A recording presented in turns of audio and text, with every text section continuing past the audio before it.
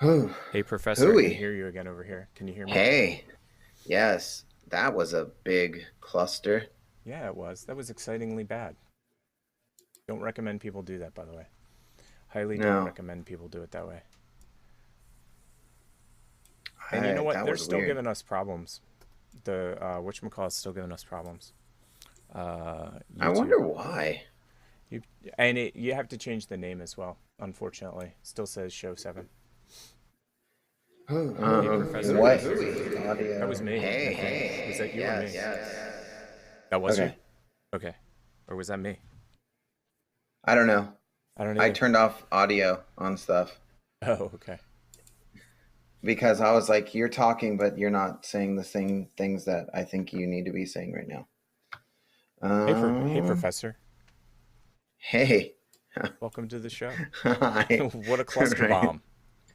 Oh my God, yes. That's Uh, hilarious on every level. ugh. I'm just changing names on YouTube, and then I'll be ready. Season Perfect. two, That'll give me time episode to get this 8. volume right. Save. Okay.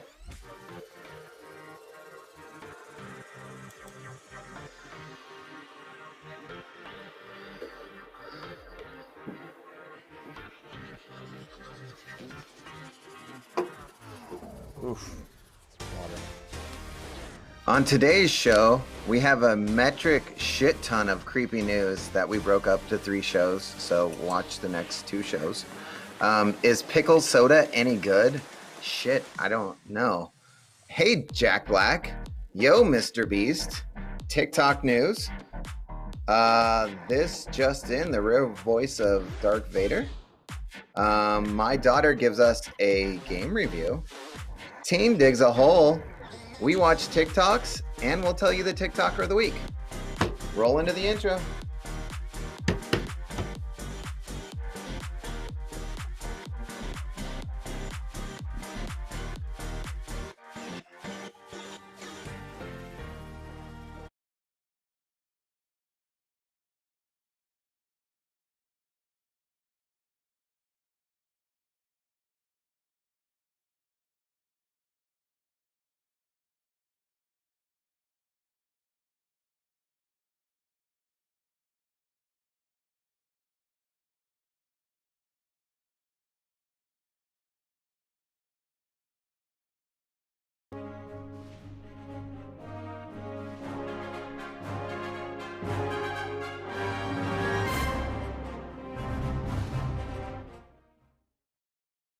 Hold on to your butts, you're in for an experience like no other. You are about to partake in the most bodacious experience ever, the Tick and Professor Show.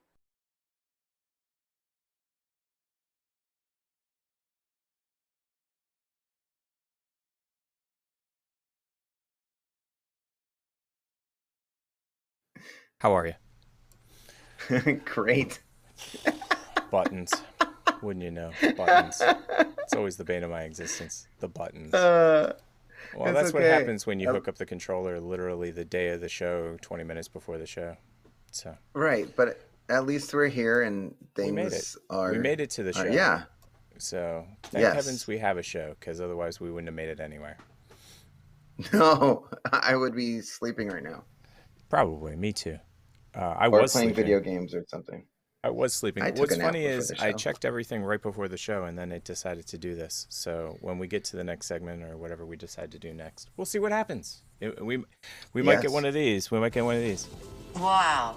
Wow. Hey, welcome What? back, Rosie. Yeah, she's been gone. She's been on a minor vacation. Um, Yeah. so before we get into today's show, we need to find out what you drinking, Professor. What you drinking? Dr. McGillicuddy's apple pie That sounds liqueur. amazing. Top. Wow. Well, I've got spring water on backup, and let's get the label off that. So, generic spring water on backup. Again, we're So, not hey, sponsored by anybody currently. Just letting Dr. all the liquor. McGillicuddy's, Yeah, if you're seeing this, sponsor us yeah, because this is please. good stuff. Yeah, I was And gonna say your butterscotch whiskey is fantastic. it's dope. Okay, so what I have on the docket today, I think you're going to find this funny. So you told Okay. me that there was a Mountain Dew I needed to check out. Oh my God. Yes, that shit is the bomb. So I've got that. Now, the thing is that I was like at the store, and when I got this, I saw something else that has a lot to do with our Oh, show, even though we but don't drink it that thing is normally. amazing. That is this your first time? I think it is. This is it's like a cotton candy It's almost. it. Yeah, it's awesome. Yeah, I dig it. It's like a blueberry cotton candy or something. Okay, Yes, it's so so freaking good. Yeah. friend of the show, Mima. Speaking of which, my partner in crime, KJ, she had an amazing idea. What she said was, we need to get together with TikTokers and have them on for a little bit of the show. Like Mima, have her on every little once in a while and do like a short segment with Yeah. her. Same with Mortz and stuff like that. Speaking of which, I reached out to Mortz and I forgot to Nice. see what he said. So Oh, we're let's doing see. it Let me live. see if he said anything. Yeah, that sounds dope. So Mm, next Tuesday. Next Tuesday. Here's next what I wrote. Tuesday. Hey, would you like to be on our podcast TP show a week from today at 9 p.m. your time? Yeah, that sounds dope. So I guess our guest next week is Mortz. Dave Dave Mortz, you heard Mortz. it here. So Wow, we have to be on our game. Oh, oh, you mean I have to learn how to use these stupid buttons? We're yeah. screwed. But you know what? He's not going to remember the show anyways, so we're No, good. we'll just tell him later it was great. Yeah. And then we'll probably end up getting him high or something, and then he'll be like, was I even on your show? Like, I don't even remember Right. this. Man, we're I, picking on stoners. Not all stoners have short-term memory loss, just no. 99.9% of them. What did they say? I can't remember. So, friend of the show, Mima, Yeah. Oh, I see what this you is got. her drink. Yes, This is her drink. that So, is. I was like, okay. I wanted to do something with the shark bite at first. What would you mix with shark bite, by the way? Because this popped three things into my head, what I would mix with it. The Mountain Dew drink? Yeah, what alcohol would you pair with it? What alcohol pairing would you make? I have no idea. What? You don't even have a guess. I Yeah. have two go-tos right here. So I would either go with vodka, which was my second choice. Okay. My first Yeah. choice was rum. Make it into a rum slushy drink where you take it and you put it in a blender, you get it really cold and I you could slush do it that. together with some rum. So obviously I'm going to take the coffee and put it into my cup. And I'm a big Now, how do you drink your coffee? Do you drink coffee? I don't know if I we talked do. about this. Okay. Yeah, And how do you I drink do. your coffee? However you give it to me. However you. Okay. I like that you're not picky. I'm the No, opposite. I'm like I super have picky. I have So, creamer. I could drink it dark, but I have a coffee maker that grinds the coffee and then drips it. oh, okay. So you have a So drip coffee maker. it's That's awesome. fantastic. But yeah, it grinds the beans and yeah, it wakes me up in the morning and it is Well, that sounds amazing. awesome.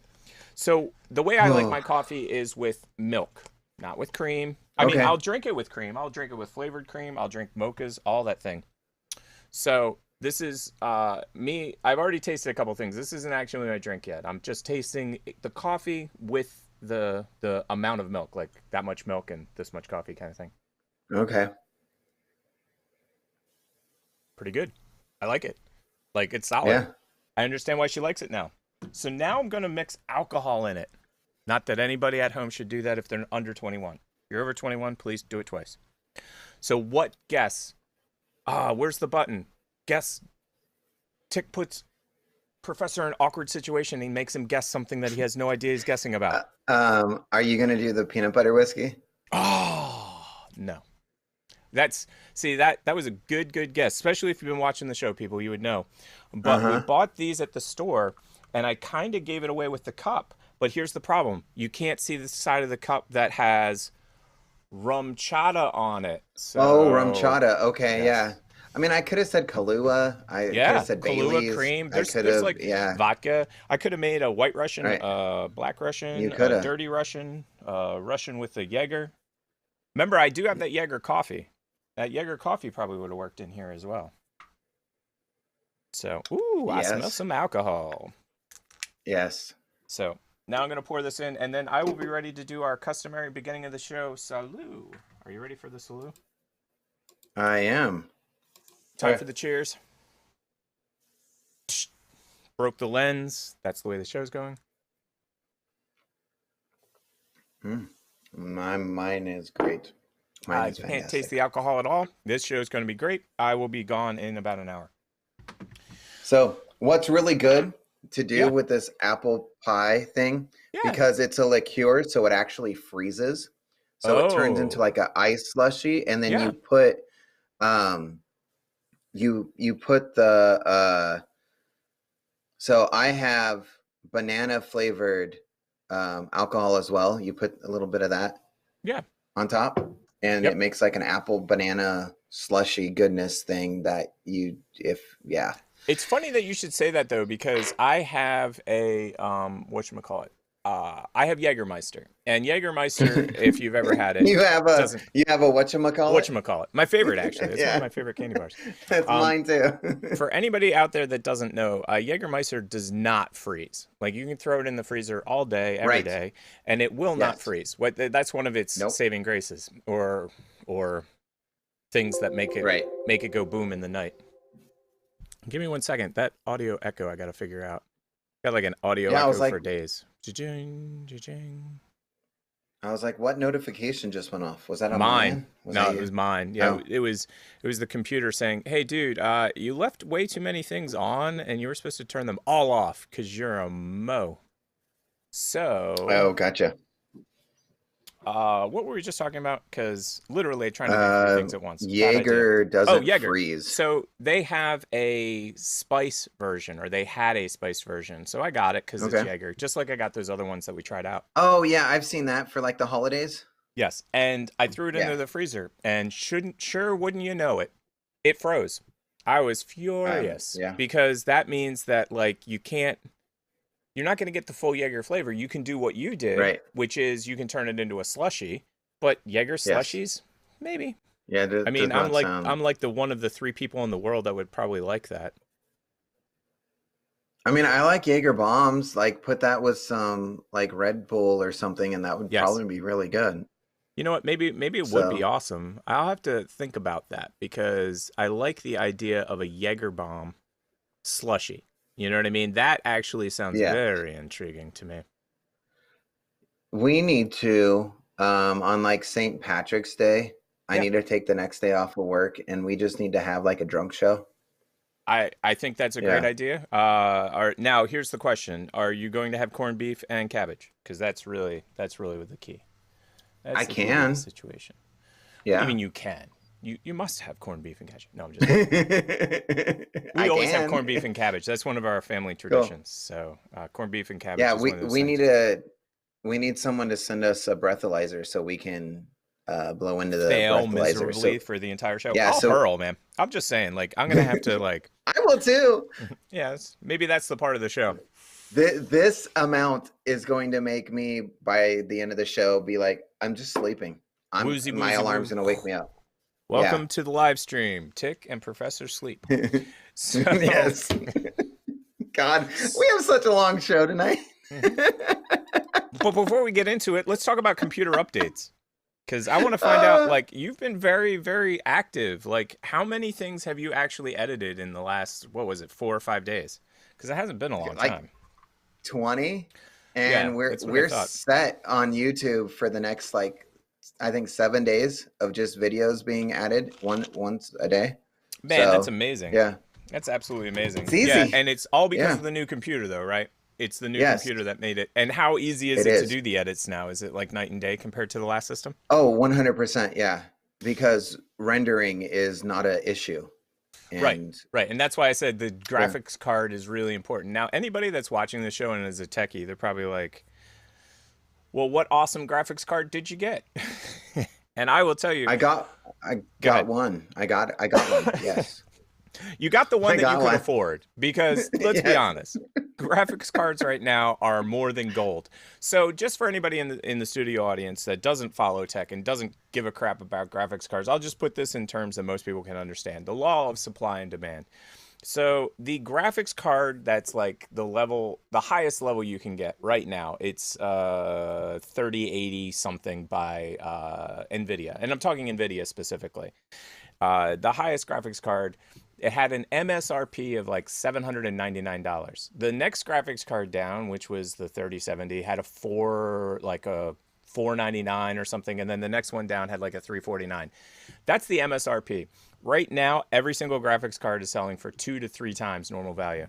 So, like, if you go to get like that high-end card, you're going to be spending $1,400, $1,500, $1,600 in some cases. So, and that's why when you were looking for a computer, I'm like, oh man, one of the worst times to look for a gaming rig. Although I have to admit, there's been other times. That stupid Bitcoin mining.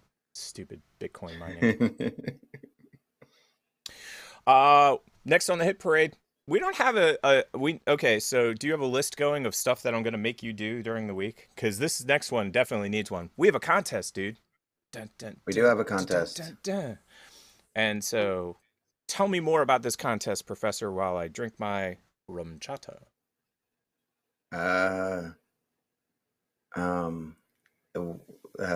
Yes! We have a contest. We have a contest. How do you enter? How do you at least tell them how to enter the contest? I'll tell them what the prize is. I got this. Okay, cool. Send me an email to tpshow@gmx.com. First off, for 2 reasons. I want to see if that email actually works. And then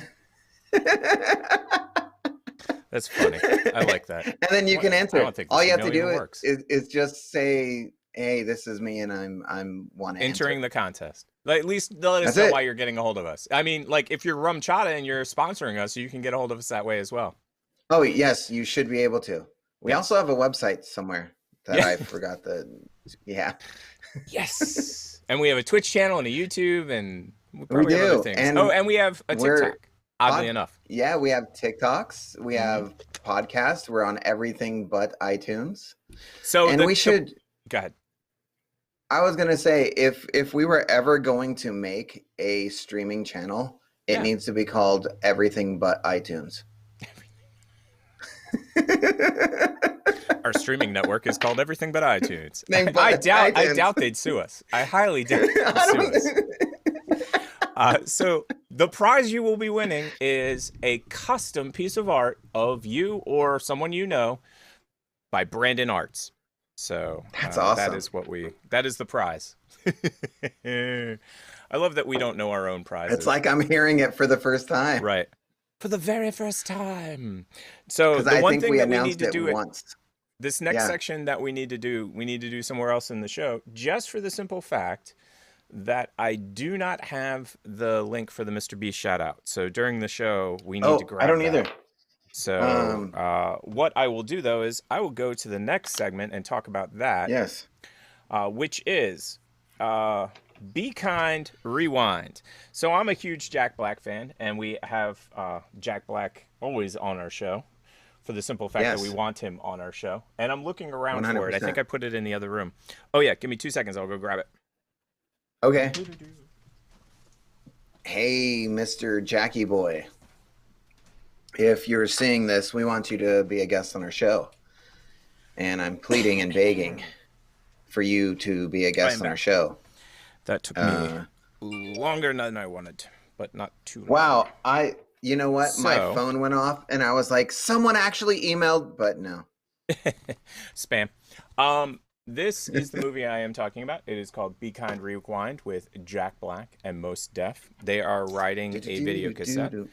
And the reason that I like this movie so much is it's nostalgic, but it's like the end of an era. Like when you watch this film, because I watched it again recently, and I was like, wow, this is like a nail in the coffin of life. I mean, it's literally like you will never use a videotape ever again.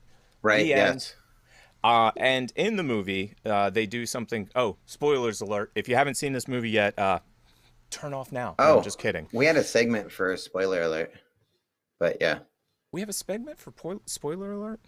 A segment for moral alert? A segment from Dr. Spengler. Yes. Write that down as Tick needs to make sure that that's on a button, just like. Wow. What the heck are you doing, guys? Get back on topic. So I guess Be Kind rewinds over. That was a great segment, everybody. So what I was going to say is my whole idea that I had, which was genius, is out the window because the entire movie's about how they get hit with 350 copyright violations. Speaking of which, did we have any copyright violations recently, Professor? Holy butt nuggets, Batman, we did. And who would have been so mean as to copyright strike us? Oh, stupid! Great YouTube. YouTube is fantastic, and we love you, YouTube. But can't you just like throw us a bone and let us like just throw up the 8-minute segment of SNL? Yeah, let us do our show. I mean, let us do our show. Let us. Yeah. So basically, we were sued by the Muppets. No, it's actually not the Muppets. It was SNL doing a sketch about the Muppets, which is kind of funny if you think about it. They're doing a parody sketch of something, and then they're like, you can't show that parody sketch, even though we're doing a commentary, which parody and commentary are, I don't know. I put them in the same level. So like 8 minutes of our show literally had to be cut out of the show completely. And 100%. We're working on ways to get around that because has there ever been a week we didn't get a copyright strike? You know what I mean? Like, no. And they normally don't. Okay, so go ahead. Some of the segments that we do get them, and I don't care. I'm just like, okay. Yeah. It's the God's honest truth. It is absolutely the God's honest truth. So they're not paying us enough. No, they're not. They are not. They are not. So, do we have an intro for the next segment before I throw? But okay, you should. Go ahead. Do Jack Black. Do Jack Black. Yeah, show us video so we could invite him on the show, Mr. Jackie. Wait, do we have one in the list? Yeah, we do. It's on it's on our TikTok. Oh, it's on our TikTok. Got it. Give me a second. It's the first one. Yeah. So for anybody out in the audience, I'm going to show you. I think I'll show you. How to get to TP show on. Is this where? Cool. Is this it? No. Wow. No. Stop. She's mad at me this week, big time. Wow. Yeah. Yes. She's totally just angry. She's an angry person. She is. She must have had a horrible upbringing. I agree. I totally agree. She must have some wires crossed. She does. She totally does. What? I mean, we have a lot of buttons. Look at all those things. I know. We got a ton of buttons, and none of them do anything good. That's the worst part. TP issue. Do. Just trying to get it up on screen. It's being a pain. Here we go. Overlays. Up on screen. There we go. So type in TP show into your TikTok search engine. And number 1 on the list is some kid in a foreign country. Just kidding. But it wasn't. No. It's us. It is. Look at that. And then... Oh, you're not using dark mode. It looks so weird. Yeah, that's so funny. Don't cheat. Don't look ahead on our show. Just stop that. Come on. Wow, Rex looks awesome with the black being. Yeah. Hello there. I was looking around to see if there was something to see.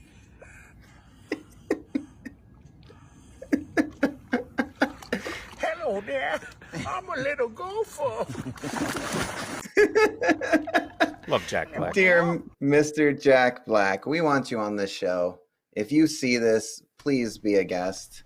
And whatever you need, if you need us to only give you blue M&Ms, we will send you just blue M&Ms. If you need a plane, we will not be able to afford that. So sorry.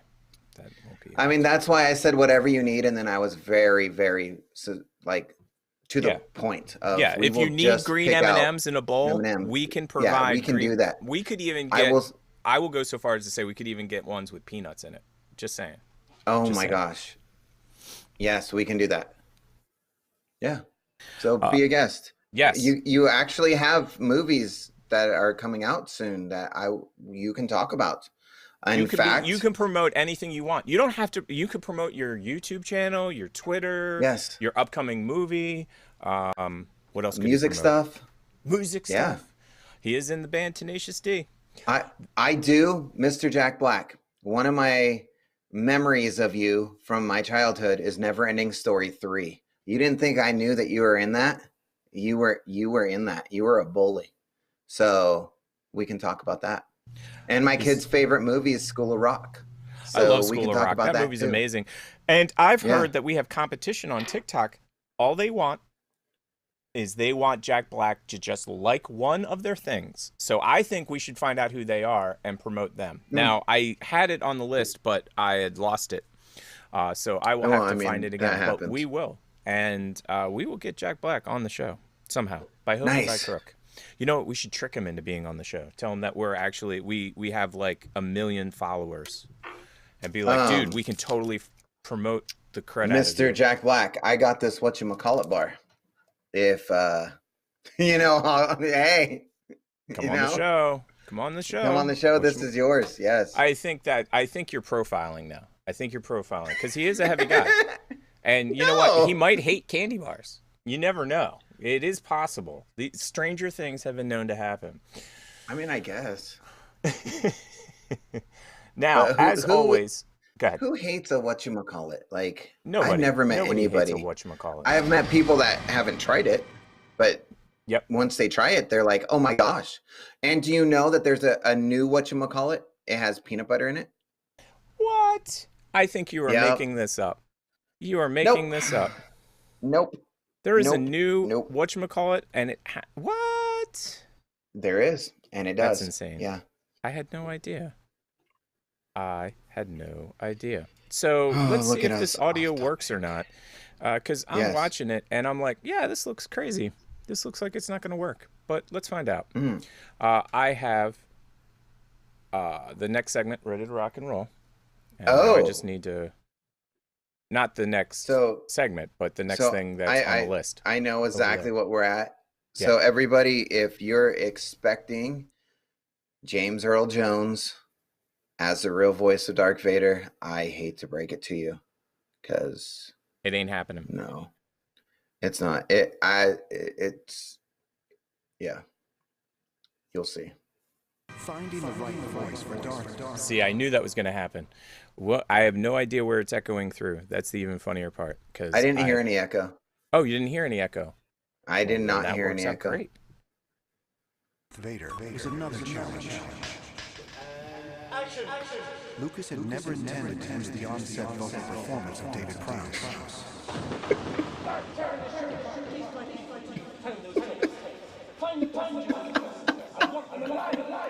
I can still hear David Prowse's accent in the Darth Vader muscles as he would do the real dialogue, trying to curse Carrie Fisher or something. Member of the Imperial Senate on a diplomatic... You are part of the Rebel Alliance. Take her away. We didn't know what Darth sounded like. That was the first time we heard him. Is that it? Is it going to be some Scottish guy, or what is this? Prowse's voice would later be replaced with a more menacing performance, provided by classically trained stage and film actor James Earl Jones. Thank God. I want to hear it again. I heard it with the echo because I had. Okay, go ahead. Yeah. So, just so everybody is aware, we've been trying to figure out how to trick the YouTube algorithm so that we can play things that we want to play, and because TikTok is the worst, it's all copyrighted music. So that's where that echo came in. That was one of my tricks, but it's not a good trick. Action. Lucas had never intended to use the on-set vocal performance of David Prowse. Start tearing this ship apart piece by piece until you find those tapes. Find the passengers to discuss it. You almost spit out that coffee. I did. I heard it the first time, but it was with an echo, so it sounded kind of menacing, actually. I was like, that's not that bad. It's not horrible. Know what you're talking about. I'm a member of the Imperial Senate on a diplomatic... You are part of the Rebel Alliance and a traitor. Take her away. It was hilarious are part and of terrifying Rebel at the same time Alliance. because we didn't know what Darth sounded like. Take him away. That was the first time we heard him. We're like, is that it? Is it going to be some later, Scottish he did the voice guy, of or Jar what Jar is Binks. this? Prowse's Misa, voice would later be replaced with a more menacing performance, Don't start. I'm going to have to edit provided by that part of the classically show out. trained stage and film me a actor twitch. James Earl Jones. Jar Jar George had Twitch. hired Jar Jar Twitch. David Prowse, but he said he wanted a so-called darker voice, and not in terms of ethnic, but in terms of timbre. Glad you cleared that up. Thought of Orson Telling Welles. And then probably thought that Orson might be too recognizable. Yeah. So what he ends up is picking a voice that was born in Mississippi, raised in Michigan, and was a stutterer. And that happened to be my voice. I want to know what happened I want to know. I don't know what you're talking about. He did zero I'm stuttering a member of the there. Why did you Imperial bring Senate that up? on a diplomatic mission to Alderaan. You are part of the Rebel Alliance and a traitor. Take it away. Love that. Absolutely love that. Gesundheit. That's too funny. Mic is too hot. I'll turn my mic down. No, you're good.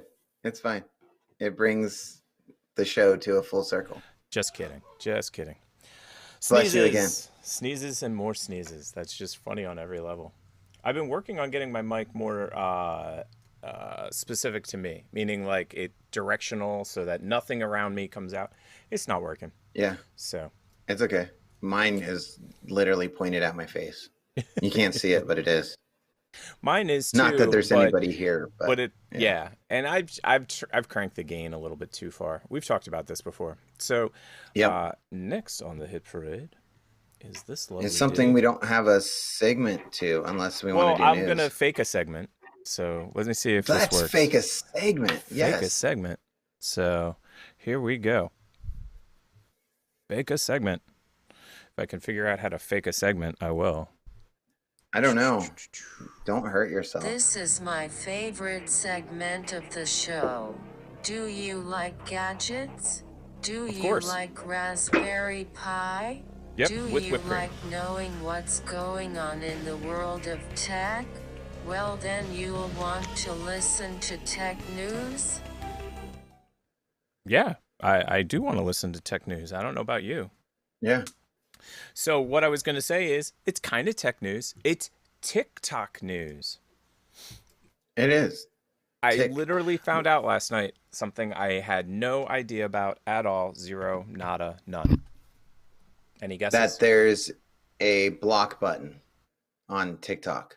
No, but that's a good one. Pro tip, block the mean people. Block the mean people. Just saying. It's great. It's You got so it. true. So true. But no. I just found out last night. The same way that we stream to YouTube and we stream to Twitch, we could press a button and stream directly to TikTok. Have you ever heard of this before? No. Oop. But should we do it? Say one more time. No, but should we do it? Mm-mm. They'd ban us immediately. We would never be allowed to do another live ever. What are you, nuts? Once the TP show gets 1,000, we should just do it. Oh yeah, when TP show gets 1,000, we should do a special stream directly to TikTok and figure out a way to literally cut out every segment that we would want to do, like all of them. Because we can't talk about drinking. We can't talk about axes, knives, or throwing stuff. I'm sure that every single song we use is a copyright strike or a copyright violation, and then they would be like, the content that you're showing is no good. It's like, dude, we're showing TikToks. Right. Well, that's your problem. You're showing TikTok. That audio was okay yesterday, but not today. Did you record that video? Exactly. Yeah. I actually put a bet that we would be done. We would literally break the terms of service in the first 7 seconds. Somehow. Like, I don't even know what we do. We should try it. Yeah, let's to break the terms of service and get our account deleted. That sounds awesome. Yeah, and then we'll just be like TP Show Live too. You know what we should do? Both of our regular accounts, we should do that drive to 1,000 for the TP show. You know how everybody's always like, dude, help these guys get to 1,000. Help them get to 1,000 so they can go live. And then when we get to 1,000, we'll go live. We'll be like, we'll do like 5 seconds. We'll be like, hi. And then that'll be it. That'll be like, we'll never do lives again on it ever. People will be like, that was a gyp. They gypped us. No, we just go live for the 30 minutes of just waiting for the show to start. Right. I'd be cool with that. Of course, we'd have to be ready 30 minutes before the show, which, you know, that hasn't happened in a month. So maybe next month we'll be ready before the show actually starts. And by the way, Professor's never the reason we're not ready. And to be quite honest, I'll be honest. This is I forgot to show it, and I think it was a cosmic jinx. This is how I'm controlling the show this week, and it is new because the last one decided to explode. I have no idea how it exploded. So this is what we use to control the show. I press buttons, and clearly I don't know what I'm doing. But honestly, I just hooked it up 5 minutes before the show. So the fact that it's working at all, that's amazing. The other important TikTok news is the co-founder of ByteDance, who owns TikTok, has stepped down, which I find to be interesting timing because the U.S. president, he gets booted, they get somebody else. Then the co-founder, he quits. It really sounds, I don't know, kind of hanky. Yeah, I mean, I get it. The first time I ever heard of ByteDance, I was like, is that some weird new thing like the floss? Because like, what do you do? Like, huh? Oh, that's funny. Why? That's even funnier. Yeah. No, I totally get it. They're not, that name is, it's a very memorable name now, but at the time, like the first time I ever heard it, especially since they're trying to be fancy. So byte is spelled like the computer way, like a byte of data. And then they do ByteDance, and like, well, that's kind of weird.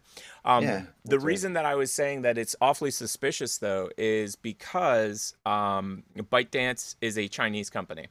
And the last administration had a huge fight with them and then got in a fight with China because of it. And the Chinese and ByteDance are... Well, most Chinese companies are. Right. And this is what I've heard from Chinese company and people that I know that are in or around Chinese companies. Don't work with the government. And if the government tells you to do something, just do it. That's it. Yeah, just do it. That's it. So if the company's like, if the Chinese government comes along and says, hire 1,000 more people, like, oh, okay. Yeah, we'll do that. Because they literally will make your life no more. They'll, if you know what I'm saying. And I think each company is owned by the government too. Like once you incorporate, I think the government. Oh, I see what you're saying. Okay, I never thought of that, but yeah, that's very possible. That's very possible. Like they have a majority of the votes when it comes to that stuff. They have ownership rights. I think so. Yeah, no, I wouldn't doubt that. I'm not very social. ByteDance founder to hand reins to college roommate. So he created one of the most social networks, and that's the headline, is that he's not very social. I think I am a big liar, and I don't want to die. I think that's actually what the thing should be called. There's been a couple of stories about China recently that just always crack me up. People go missing. They happen to go to re-education camps, and then they come out, and China's the best. That's all I'm going to say. I've said too much. Our show will never be sponsored now. Well, you know what Singapore does. Well, yeah, Singapore's gone. Yeah. Go ahead, tell him. You tell him. Remember that Weird Al song? About being caned in Singapore? It was like a crash test dummies. Yeah. Well, do you know where that came from, though? That's an actual real thing. So when I was a kid, I was a youngin'. Some kid from America went to Singapore, and he did a jackass type thing, some dumb stunt that any person would have done here in America, and they may have gotten a ticket for it. They may have gotten some jail time, possibly. Who knows? But in Singapore, there are very specific rules. If you do this dumbass thing, name it, peeing on the sidewalk, riding a skateboard, rollerblading in non-specific area. You can rollerblade in the one spot they tell you. If you do any of these things, the punishment is public caning. So there was like a 14, 15-year-old or something. Go ahead. That's not a bad idea. Like, honestly. No, it's not a horrible idea. No, I don't think it's stupid. But we'll get to Alabama in a second. Keep Alabama in mind. No, this is an honest to goodness segment. No, I know. Segue. I know. So they publicly cane this kid, but the kid's from America. So the kid gets his parents involved, the United States Embassy involved, the United Nations involved. It becomes this huge international incident because the kid doesn't want to take the 8 cane lashings, which I think is what the actual amount was. Yeah. You would get everybody involved, would or do you that take the now. lashings? Like, which one? I would take the lashings. I would be Yeah. like, I'm a dumbass. "Sir, I did something stupid. Beat me. You've been going 10 miles over the speed limit. Oh my gosh. Let's just get it over with. Right. Pants down or up? How is this going to work? Because just do it. Yeah. Exactly. Yes. So that's where so they have very specific rules in most countries that aren't America, that if you break a law, they have a very specific thing that happens, and they don't make exceptions. It's not like it's like, oh, well, it's Tuesday and okay, yeah, we see. We have tacos. Like, you had tacos. Wife's cooking tacos. And that's it. Yeah. So no big deal. And when I heard that that this happened to this guy, that he stepped down and the other guy had quit or the other guy had gotten replaced, I was like, China got involved. China said something. And now he's going to his alternate reality story. Oh, I really don't like social media, although I created the largest social network in the world called TikTok right now. So, like, you believe that Zuckerberg doesn't like social networking. No, he hates it. He hates it. So the next story is also about TikTok. We have a lot of TikTok news this week. I've been trying to keep up on the TikTok news. This one actually made me interested. I wish we had $500 or $600. I wish we had $5 or $6, and then we could potentially try this. Did you read this article at all, or did you hear about this? Nope. Mm-mm. So the next news story is that TikTok is testing, and it will let creators pay to promote their own videos on the For You page. How bad an idea is this? It's horrible. 100% horrible. I agree. It's the worst idea that I've ever seen, because you're going to have people like me and you and like the normal TikTok people that are just like normies. I don't give a shit. Nope. I don't give a shit. I could care less. And Sorry then about you're giving going to get everybody those the finger, people, but that's pretty much what it comes down to, is that you're either on you're the gonna I get will the pay weird, or I won't. Yeah, you're going to get the Karens that are like, I just want to be popular, and is going to make a really crappy talking head video and pay to promote that. Yep. Now, I'm not going to mention who the person is, but we have had offline discussions probably about 6 or 8 months ago about someone we knew that paid for subscribers. This is another thing that you can do. You can pay for subscribers. The name came to mind, and I said Karen, so I bypassed it. Yeah, right away. Exactly. Yeah. And so I just think it's a bad idea. And it's funny because if you are in the know and you're a media marketing mogul, such as Gary Vaynerchuk, he can look at your numbers and he can immediately tell you, like, I've seen him do this to people before. Like, he talks to everybody. Like, if you don't know who Vaynerchuk is, if you don't know who Mr. Vaynerchuk is, otherwise known as Gary V, go check him out. He's got about 1 million videos. He does more content in a day than I've ever done in a month, probably. And what he says is he will look at somebody's stats. So they'll walk into his office. They'll be like, hey, I don't really follow you. What's your name? Gets this look, and he's like, yeah, you're faking it, aren't you? And they're like, it's so funny to watch these people's faces. They're like, hey, I'm getting to talk to Gary V. Yeah, I can't wait. Because he's very well known. And he'll dime them out immediately. And they'll be like, how did you know? And he always says the same thing. He goes, look at your engagement. You have 2 million people following you, and 17 of them commented on a video. Like, that's not real. Like, if you have 2 million people, you're going to get X number of comments, period. That's just the way it is. Yes. And you're going to get so many likes. So it's really easy to tell when somebody is cheating the system. And this is just another, like, this is going to be great for people like Gary V, because he knows how to use this to his advantage. You know what I mean? Like, he will spend $100 on some random, like, ad for Skittles or something like that he wants to test, and he'll take this and then immediately, like, it'll go from, like, he spends $100 and instead of getting this much engagement, it gets this much engagement. So if you're in the know, this is a great idea, but for normies like me and you, I don't like it. Don't like it. I don't either. Not one. Nope. Little bit. Here goes Will Smith getting another, like, 30 million followers for all of his team editing his videos. Yeah, and, well, yeah, that's true. I can't say anything different. I honestly don't think he's on TikTok. So I know for a fact that there's people like Mr. Jack Black that is on TikTok because you see videos of his son actually like recording it. I agree. He's Kevin totally Hart is the same exact freaking way. He is like, hey guys, this is this TikTok thing. I don't know what, I guess I'm posting this. All right. Hey. It is so God's honest true. Like he basically, Kevin Hart is he's funny to me on so many different levels. So obviously I grew up in the Philadelphia suburbs. Kevin Hart is from Philly. Will Smith is from Philly. There's so many entertainers that are from Philly. There's something about Philadelphia that you're like, I've got to get out of Philadelphia and go to California. Like now, stat. Just kidding. Yeah. It's just a joke. Although, if you've noticed in the corner, there's a Kevin Smith film running. I challenge you, Mr. Smith, to tell me how many years you've spent in New Jersey since you became Kevin Smith, the famous director. Now, I know that he spends time in Jersey. He'll fly in, he'll visit friends, he'll go to his store because he has a comic book store there. But to be quite honest, he lives in L.A. You know what I mean? And when his daughter Harley Quinn was born, this is my favorite story. This is how you know you're from Jersey, by the way.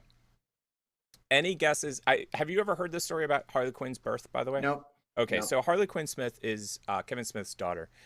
Mm-hmm. When she was born, where was she born? L.A.? Hell no. Hell no. Kevin Smith is so Jersey. He got his wife on a plane. They flew to New Jersey. She had the kid in Jersey. Because he's like, no, my daughter will be a Jersey girl, period. End of statement. I was just like, you got to respect that. But honestly, like, I think what you just said is what happened, though, is that they were back in L.A. probably 2 weeks later after they're like, okay, you can take your kid home. Oh, thank God we can get out of this hellhole now. That's his wife, by the way. That's her reaction to Jersey. Because she's not originally from New Jersey. She's originally, if you're not from Jersey, you won't like Jersey. Well, okay. So one of the things that I always talk about is that the reason I think that New Jersey gets such a bad rap is because of Philadelphia. Because when I was growing up, all the commercials that would come on that had something negative about them would be New Jersey. So like where did those horrible potato chips come from? Must have been Jersey. Must have been Jersey. And everybody in Pennsylvania and Philadelphia just sort of takes it as like, yeah, it's Jersey, man. It's Jersey. And to be quite honest, my aunt who lived in New Jersey, I think for most of her life, they've got some toxic waste dumps there. Just a few. I mean, I get it. The only commercial that I remember ever making fun of a different city was the Pace Picante, where it was like, this stuff is made in New York City. New York City? New York City. That chaps my hide. Believe it or not, I think that originally started in our area in Philly as, what, that's made in New Jersey? I'm just saying. Every time. It's time for the next part of the show, everybody. See if I can make this happen. Let's see. Want to be a part of the show's history? We'll take home your official TV show t-shirt. It's the ASMR part of the show again. I really need to get the correct audio version. You did fix it. They're just all called the same thing, and it makes me screw up each time. I guess. Not your fault. Totally Tick's fault. It's okay. I mean, we just need more people buying our merch. Video game reviews? Well, you got it, baby. Baby. Now is that time in the show where we bring you a video game review with a segment I like to call Video Game Review. Yes. Now, we're going to be doing video game review as soon as Tick gets the stupid review. You put it on the drive like 3 days ago. Yeah, you could talk about the Walking Dead game on TikTok if you want. Okay. So, again, I forgot to transfer it across. The very first thing on my phone the other day was I get an ad. And I'm like, wow, this looks like an interesting ad. Because most ads that you get are just lame. They're just buckets of lame sauce. They're not really that good. I agree. And the next thing I know, I'm literally watching all of this whatever this commercial is. That's how much I like it. I'm like, this is the best ad ever. And I'm like, how did this come about? Like, what am I watching? And the next thing I know, The Walking Dead online game. I'm like, oh, I should have known. I should have known. So at least TikTok is starting to get some decent people like promoting their stuff. Do you know what I mean? Yes, I get it. Yeah, but I do like the Taco Bell ads. The Taco Bell ads are pretty cool. The most recent one is whatchamacallit? The naked chicken taco. Naked chicken taco. So explain what the naked. Oh wait, where is this file, by the way? Just so you know, I am looking for it and I do not see it. Oh no, that means I gotta look for it. Oh no, it's probably in show number 8. Yeah, but is there a show number 8 folder? There is not. I mean, there is, but I don't think it got shared with me because I'm not really that important to the show. And I would have noticed this ahead of time if I had actually paid attention. By the way, it's the only thing in show number 8. Yeah, but I don't see the folder in my shared with Tick. Because remember, I'm not on that account right now. But just for everybody out in the studio audience, this is how our show actually works. We are so prepared. We're on top of the button. Well, there you go. It's now shared. You're the best. So that naked chicken thing. Explain. Taco. So it's a chicken like breast that is deep fried, but when they deep fry it, they form it as a taco shell. So all the lettuce and everything is inside the chicken. That's insane. And they're awesome if you eat them within the first 5 minutes of ordering them. You have 5 minutes. Go. Just like those Doritos Locos tacos. You have to eat. There's a time period. If you live more than 5 minutes away, your taco's falling apart. Like it's done. Dude. Yeah. It's totally and you have to eat it when it's made. Now. Yeah. Stat. Right now. Yes, Stat. Not tomorrow. Not tomorrow. Now. Do not give it time. No, and the chicken breast just gets like soft and it's weird and it's not crunchy anymore and you don't want to. I like the way you said that. It gets soft and it gets weird and it's just not. It's just not good anymore. Yeah. It's just not good. So there needs to actually be like countdowns when you order Taco Bell food. Yeah, you see, I know that for a fact with their tacos, especially. Like if you do not eat their tacos in a certain amount of time, you are completely and utterly done. So I'm not finding it. So I found a different show thing to follow. Go ahead. Do tell. You didn't find the review, or did? No, I didn't find the folder or the review. So I'll just. What? I shared it with you. I know you did. It says it's shared. It's Google. Come on, let's be honest. It's Google. That's the problem. I mean, let me share.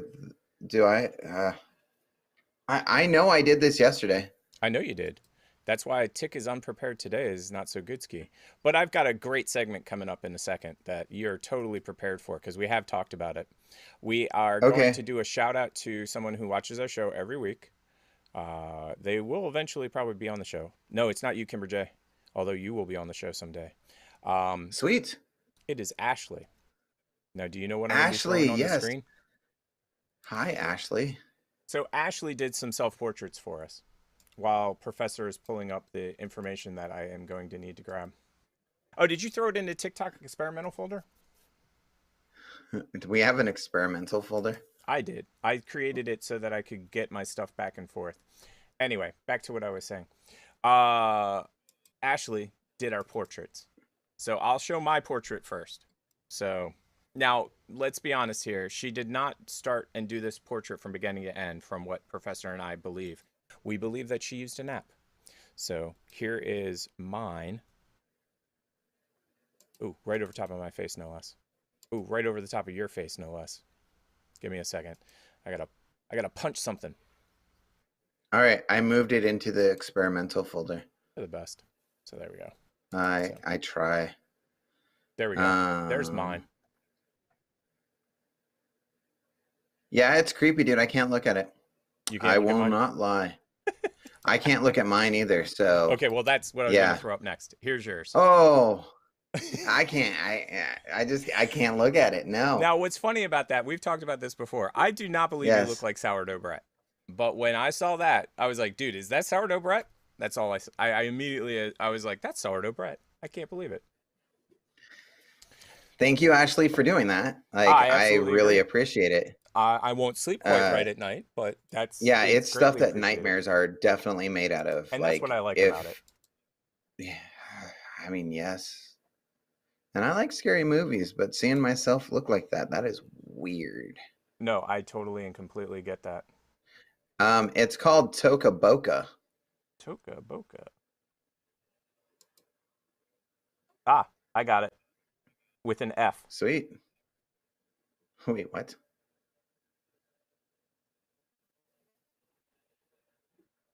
No. The T looked like an F to me. I was just joking around.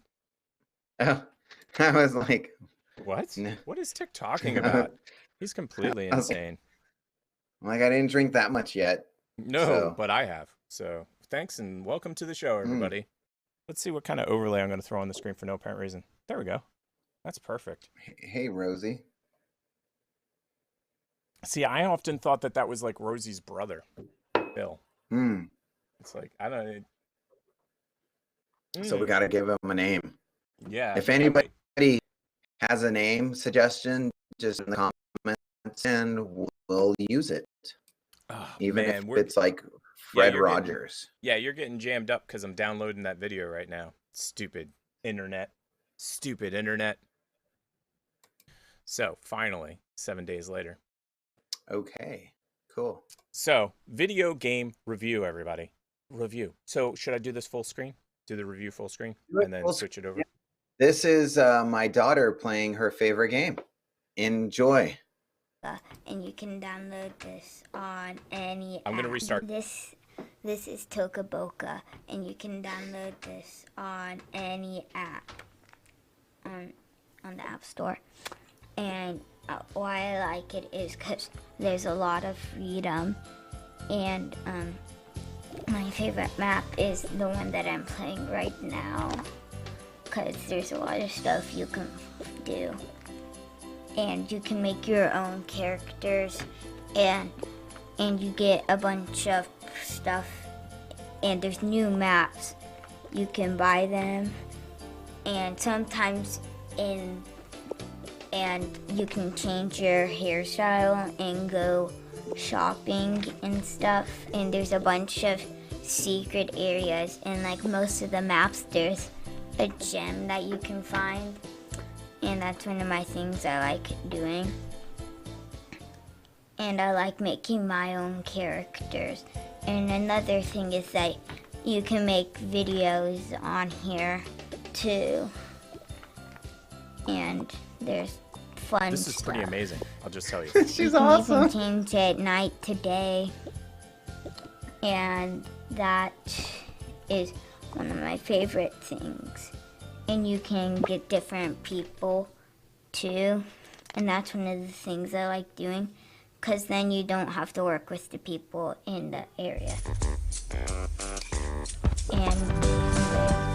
And there's a bunch of different places. You spawn with a bunch of places, and you can buy more places to make it even funner. Well, I had to get buy this place, but it's really fun because there's races and stuff you can do with all your different people. And I like that they took the time to add very little details, and that just makes the game better. You can even have stickers, and I just really like this game. It makes you have creativity and freedom, because you're thinking about what you're going to play and do, and I just like that. I like how the dude's floating in That's space. one of my favorite Right? things. He's got a snowboard on Oh his god, Even proud dad if moment. you play with the animals in the animal shelter, they all make a different noise. That's one of the things I like to do. And that is one of the things. And another thing, I'm going to go to the hair shop How much where of a copyright strike I do we get can for that do audio? where I can I don't know. change It's just like streaming. I can change hair colors Like and make a gamer different playing a video game. hairstyles. That's one of the things I most likely like to do, because there's people there and it's just fun. You can change your hair different colors like every single time. My favorite thing is making the unicorn hair. Like that. And I like changing the hairstyles, and they're just creative. I like that about Dude, that's it. dope. I want some pink hair. Send me Right. And that is one of my favorite things. And there's a bunch of different places you can go. I just like scrolling to find the best map. I like the way you spin in a circle and go to a different Right? right? Around the world. Yeah. This place, I don't know what it's called though. It's where there's a conveyor belt of food, and you can put it in a thing, and it unlocks a secret room, and that's one of the things, because it kind of changes every time. Look at her. And that is kind of.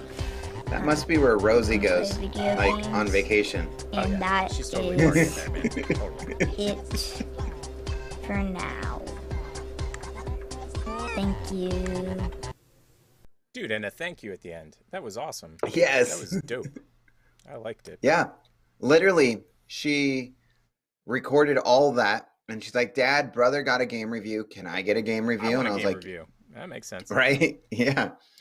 And I was like, okay, I have an easy way to do it. You just record the game on your iPad, and then you can come down and on Audacity, we'll just record you, and you can watch it and talk. And That's smart. She did, That's a and that's great what way to happened. do it. Yeah. Well, that game looks pretty cool, and it looks like it would literally suck a ton of my time. I'm just telling you. It really all does. The different stuff that it looked like you could do. Like, I'm gonna change every outfit. No, I don't like that one. No, I don't Yeah. like that one. I want different hair. That one. And It'd be it's funny. totally geared towards like their age, and it is like everything that's appealing. And I'm just so glad that kids have games that aren't just killing. Oh yeah, honestly, pure unadulterated violence. Yeah. It's funny because I was talking to KJ today about that. I got rid of pretty much all my game systems when we started hanging out because her son was of the age that she was like, I don't like violent games. I don't like gory games. I don't like games with guns. And I went through my catalog. I'm like, violent, gory, gun, violent, gory game. I like every game, I actually had gone out of my way to buy the Nintendo guns. Like, so that I could point, because I love Resident Evil and I love shooting zombies. So I was like, right, I do zombies. Too. And she's like, I'd rather you not play that. And I'm like, that's cool. Like, I understood completely. Like, gun violence I'm not a fan of gun violence. So, No. And so a lot of these games that 7-year-olds are playing, I think we had a story the other day about 2 or 3 months ago, about how one of the best, was it Fortnite players? I forget, but he was like 9 or 12. He didn't meet the minimum age requirements for the game, and they did a viral ad campaign where they created a viral thing where he said the game company kicked me off the game. I wasn't old enough. And you had half the people that were like, yes, that makes perfect sense, and half the people were like, oh, that's just mean to the little kid.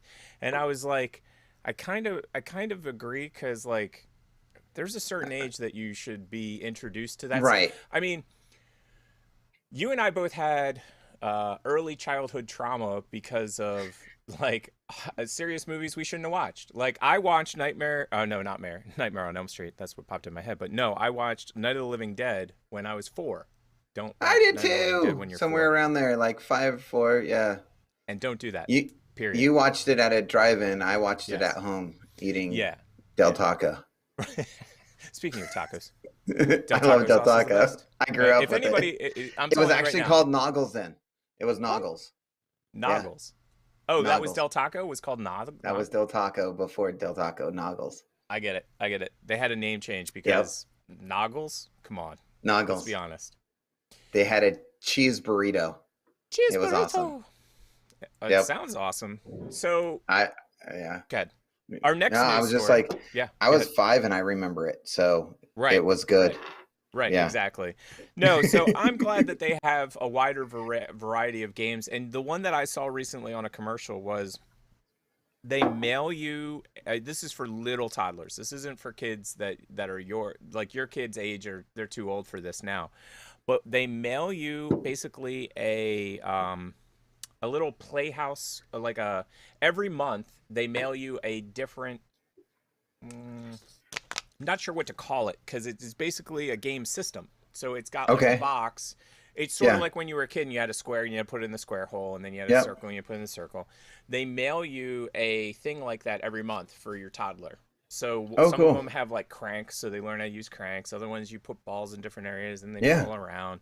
And I was like, that's genius, because when I was a kid, it was like, here's a rock. Try not to kill anything. Have fun. Good. Yeah.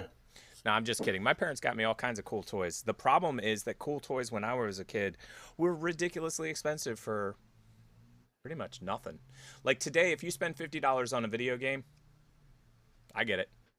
That video game probably cost $200 million to make because they're 100%. So elaborate. Yeah, what sucks is before the Game Pass, it would be something like that where they hype up a video game and there's something about it where you're just like, this sucks. Yeah. This game is what the hell? Well, you see, my video game expertise stopped at a certain point, but like when it comes to video games, when I was a kid, what passed as a video game, today I don't think any single person would even buy it, let alone play it. Right. The prime example of that, if you've never played it, is a game called Football on Atari. That's the name of it. It's called Football. It's not the worst game, but the problem with it is I broke 4 joysticks playing that stupid game because the only move in that game is this. You get the ball. So Atari joysticks, little square thing, little thing. You get the ball, and the first thing you do is jam it in the corner. And that's all you do. Like, that's the only thing. That's the move. And every single play, it's like, okay, what are you doing this time? I'm getting the ball, jam it in the corner. And that's how you would win the game. But in the process, no joystick ever survived, ever, in the history of surviving. Yeah. So on the news, I told you that we've been talking about PlayStation and how if you take on a modern PlayStation, if you take the battery out, none of your games work anymore because it's a glitch dealing with what's called the DRM, digital rights management. That's how they protect their games. And I was talking to you saying, oh, Xbox is so much better. Xbox is so much better. Right. Come to find out, I'm completely wrong. Xbox has a very similar problem.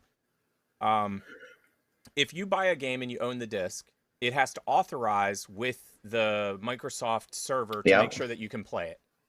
And in my head, it does it one time. You're good. You own the game. We're good.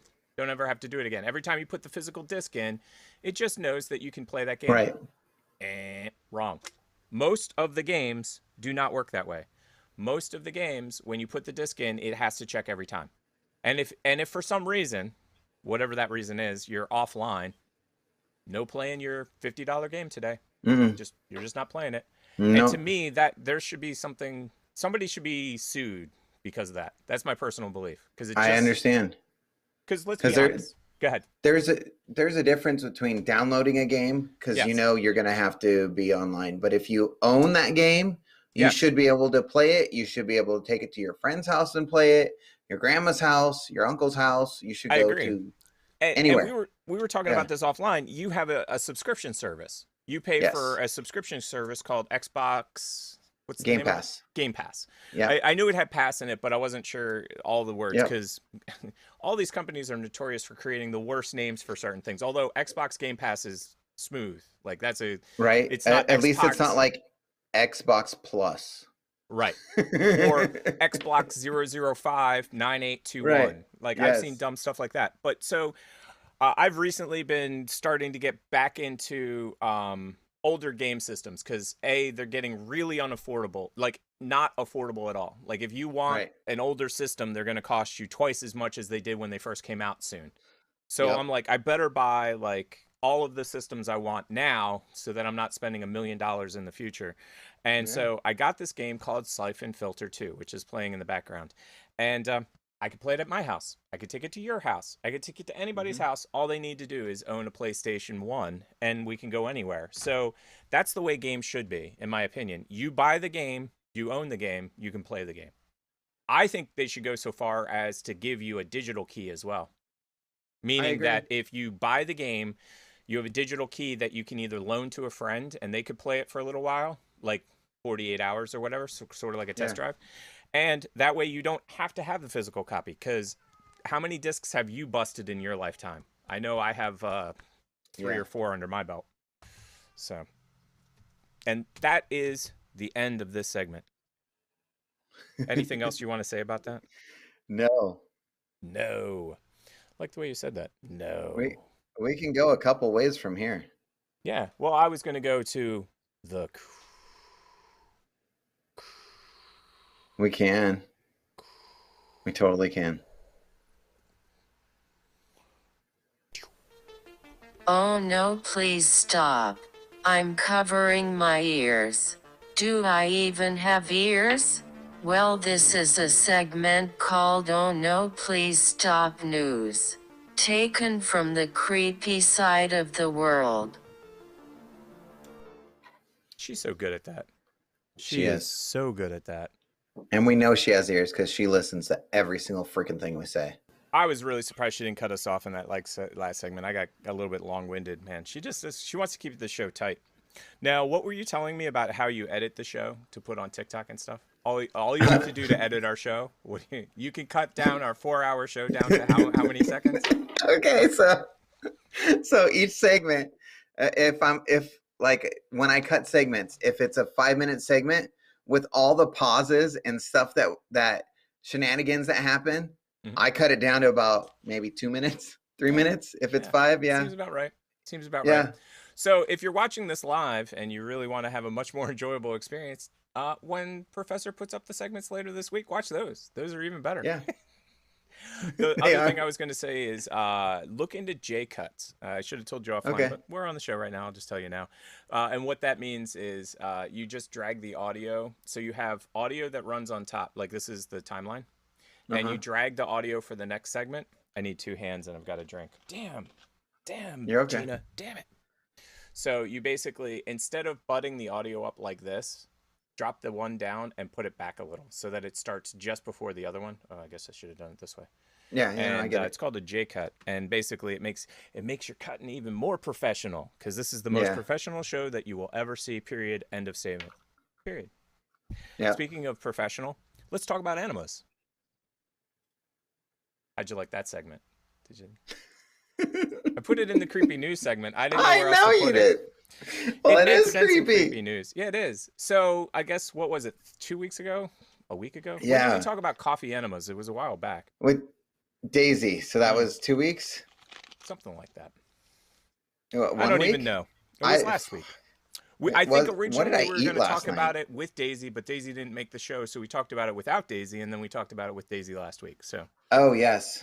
Okay. So we were talking about coffee enemas because it was a thing. There was this husband and wife combo. She got addicted to coffee enemas. Then he tried it. He got addicted to coffee enemas, and now they were doing coffee enemas every day. And both of us were kind of like, okay, if that's your thing, go for it. And last week on the show, what they say? Go ahead. An enema a day keeps the doctor away? Sure. Yeah, that and apples. Oh, it's apples. Oh, gotcha. Okay. Well, I mean, you got to do both. If you only do one, then you're not completely What about if covered. it's apple juice? Ooh, apple juice. Actually, the answer to the question is yes and no. Do you know why I say yes and no? You say yes if it's organic. Oh, and you say no if it's juicy juice. Accurate and fairly accurate. So 90% of the apple juice that you drink is not it. All the buttery goodness is out of it. Because what they've done is they've homogenized, they've pasteurized, they've cooked all the goodness out of it, and then they've added, a lot of them have added high fructose corn syrup. So if you ever go down the juice aisle and it's like juice-like product. That's 95% like or high fructose corn syrup. Yeah, or they're like, this contains 10% juice, and you're like, what the hell? It's like this big. So you're just saying that much? No. Exactly. No. So if for anybody out in the audience, from what I have heard, it's the same reason that apple cider vinegar is okay, but apple cider vinegar with, I want to get the right name of it. It's wort in it. I forget the name, but it's the floaty chunks. So if you ever go to the store and you're like, you look at it and you shake and it's got floaty chunks, that's the good stuff inside the apple cider vinegar. Without that, it's not nearly as good. It doesn't have as many good properties. So the same is true with apples. If you take an apple and you were to press it through a press, you're good. If you take an apple and you put it in a blender and you spin it around and you crush it up, not so much.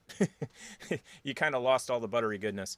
So leading back to the enemas, we talked about the fact somehow, some way, we started talking about beer and enemas, and we're like, beer enemas, and I'm like, no. And I'm like, let me do some research, because no, I think that's not a good thing. I don't think it is either. Yeah, no. And that led me down the path of alcoholic enemas. First of all, we're not doctors. Second of all, we're not recommending this. Third of all, try at your own risk. Fourth, do not sue us. You're going to die. That's all I have to... Wait, there's 8 there now. There's 8. Okay. So I found this whole website and research thing. First of all, do not use beer because it's carbonated. So the same way that you burp when you drink this way, you're going to do that going the other way. But it's probably not going to be a burp. Just saying. That's the first thing. Second of all, beer is fermented, and it literally will put the yeast and stuff into your butt, and then you'll get some kind of infection or something, apparently. I don't know. I'm just telling you. And then you have to drink a lot of cranberry stuff. Exactly. Yeah. So, which leads to what people do, which is wine enemas. You said doo-doo. I had to laugh. Well, after you do wine enema, you do. And so, just so you know, for safety reasons, go read the internet yourself. But they say don't do, like, you don't take a bottle of wine and just figure out how to do the thing and make it go in the places that you're trying to make it go. You have to cut it with water, like 4 and 5 to 1. And some crazy MFers are using vodka. For our Russian viewers out there, that's how they would say it. Vodka. And I'm telling you, if you're that crazy and stupid, and now here's the science behind it. You drink it, your body processes it, goes to your stomach. Yes. I'm gonna put my stomach a little high. It like does stuff. The blood will get heart. most of the alcohol out before your intestines, and your intestines will help purify it, and your internal organs. You're skipping all that. So literally you're drunk in 5 minutes. Like drunk. Like not even like, oh, I feel kind of tipsy. No, like I'm hurling. I'm this bad. And here's the difference. What's the best part about hurling? It gets it out of your system. Yes. Well, you can hurl it out your butt, but it ain't called hurling. I'm just saying. So. Oh, man. What you do to get into those places in college. Like, I need to be in that frat house. No. Yeah. No. You're... No. And no. Absolutely not. So let me get this pulled up on the machine. We've got some video, everyone. We've got some video. Do. A creature from the deep that washed ashore in Ocean County, New Jersey, had people asking, what is it? Well, it turned out to be a type of fish that dates back to prehistoric time. Pause. Yeah, what the heck is it? It's called a pause button, people. I'm supposed to be able to pause this. It's the way that's the way the system works. I mean, that was a little appetizer. Yeah. Yeah. Well, and you're going to say... You notice that this weird news is in New Jersey, by the way? Did you notice that? Yeah, I know. It only happens in Jersey or Florida, so pick 'em. That's true. And you know what? You know what's funny about you saying that? Guess where people in Jersey go to vacation? They go to Florida. Yeah. Yeah, it's called Disney World. And I'm serious. Everybody in Jersey, well, Pennsylvania too. It seems to be the destination location. So look at that thing on the screen. I know, it's crazy. Let's see. A creature from the deep that washed ashore in Ocean County, New Jersey, had people asking, what is it? Well, it turned out to be a type of fish that dates back to prehistoric times. CBS 2's Meg Baker has more. Come on, Mike, What's got scales, a fin, and looks like a Komodo dragon, but lives in the sea? A very rare fish, Atlantic sturgeon. Stephanie Hall was out for a jog on Island Beach State Park a week ago when she spotted this giant carcass. Hall says when she reached her turnaround point, she came up near the dunes to avoid a seal close to the water. And that's when she came face to face with the unknown. I came head on with it at first, and it looked like a huge lizard head. I froze in my tracks because I was not expecting something that big. You know that there was a producer going, make a weird David Transu was on the beach the same day. When they say prehistoric, it certainly looks like it's something out of the deep. Sturgeons are prehistoric. Fossils show us they appeared more than 200 million years ago. Officer Louis Derflinger reported to the scene. He says a lot of things wash up here, but this is a first for him. It was about 5 feet long. First I thought it was a shark, and then I realized it didn't have a top fin and only had the back, and it had some scales going across the top and on the sides, which were hard. Dude, we looked at it, and it was like really an armor plating. A century ago, there was a huge fishery for sturgeon along the Delaware River, revolving around harvesting of the eggs for caviar. The population declined drastically, and since 1998, there has been a moratorium on harvesting Atlantic sturgeon.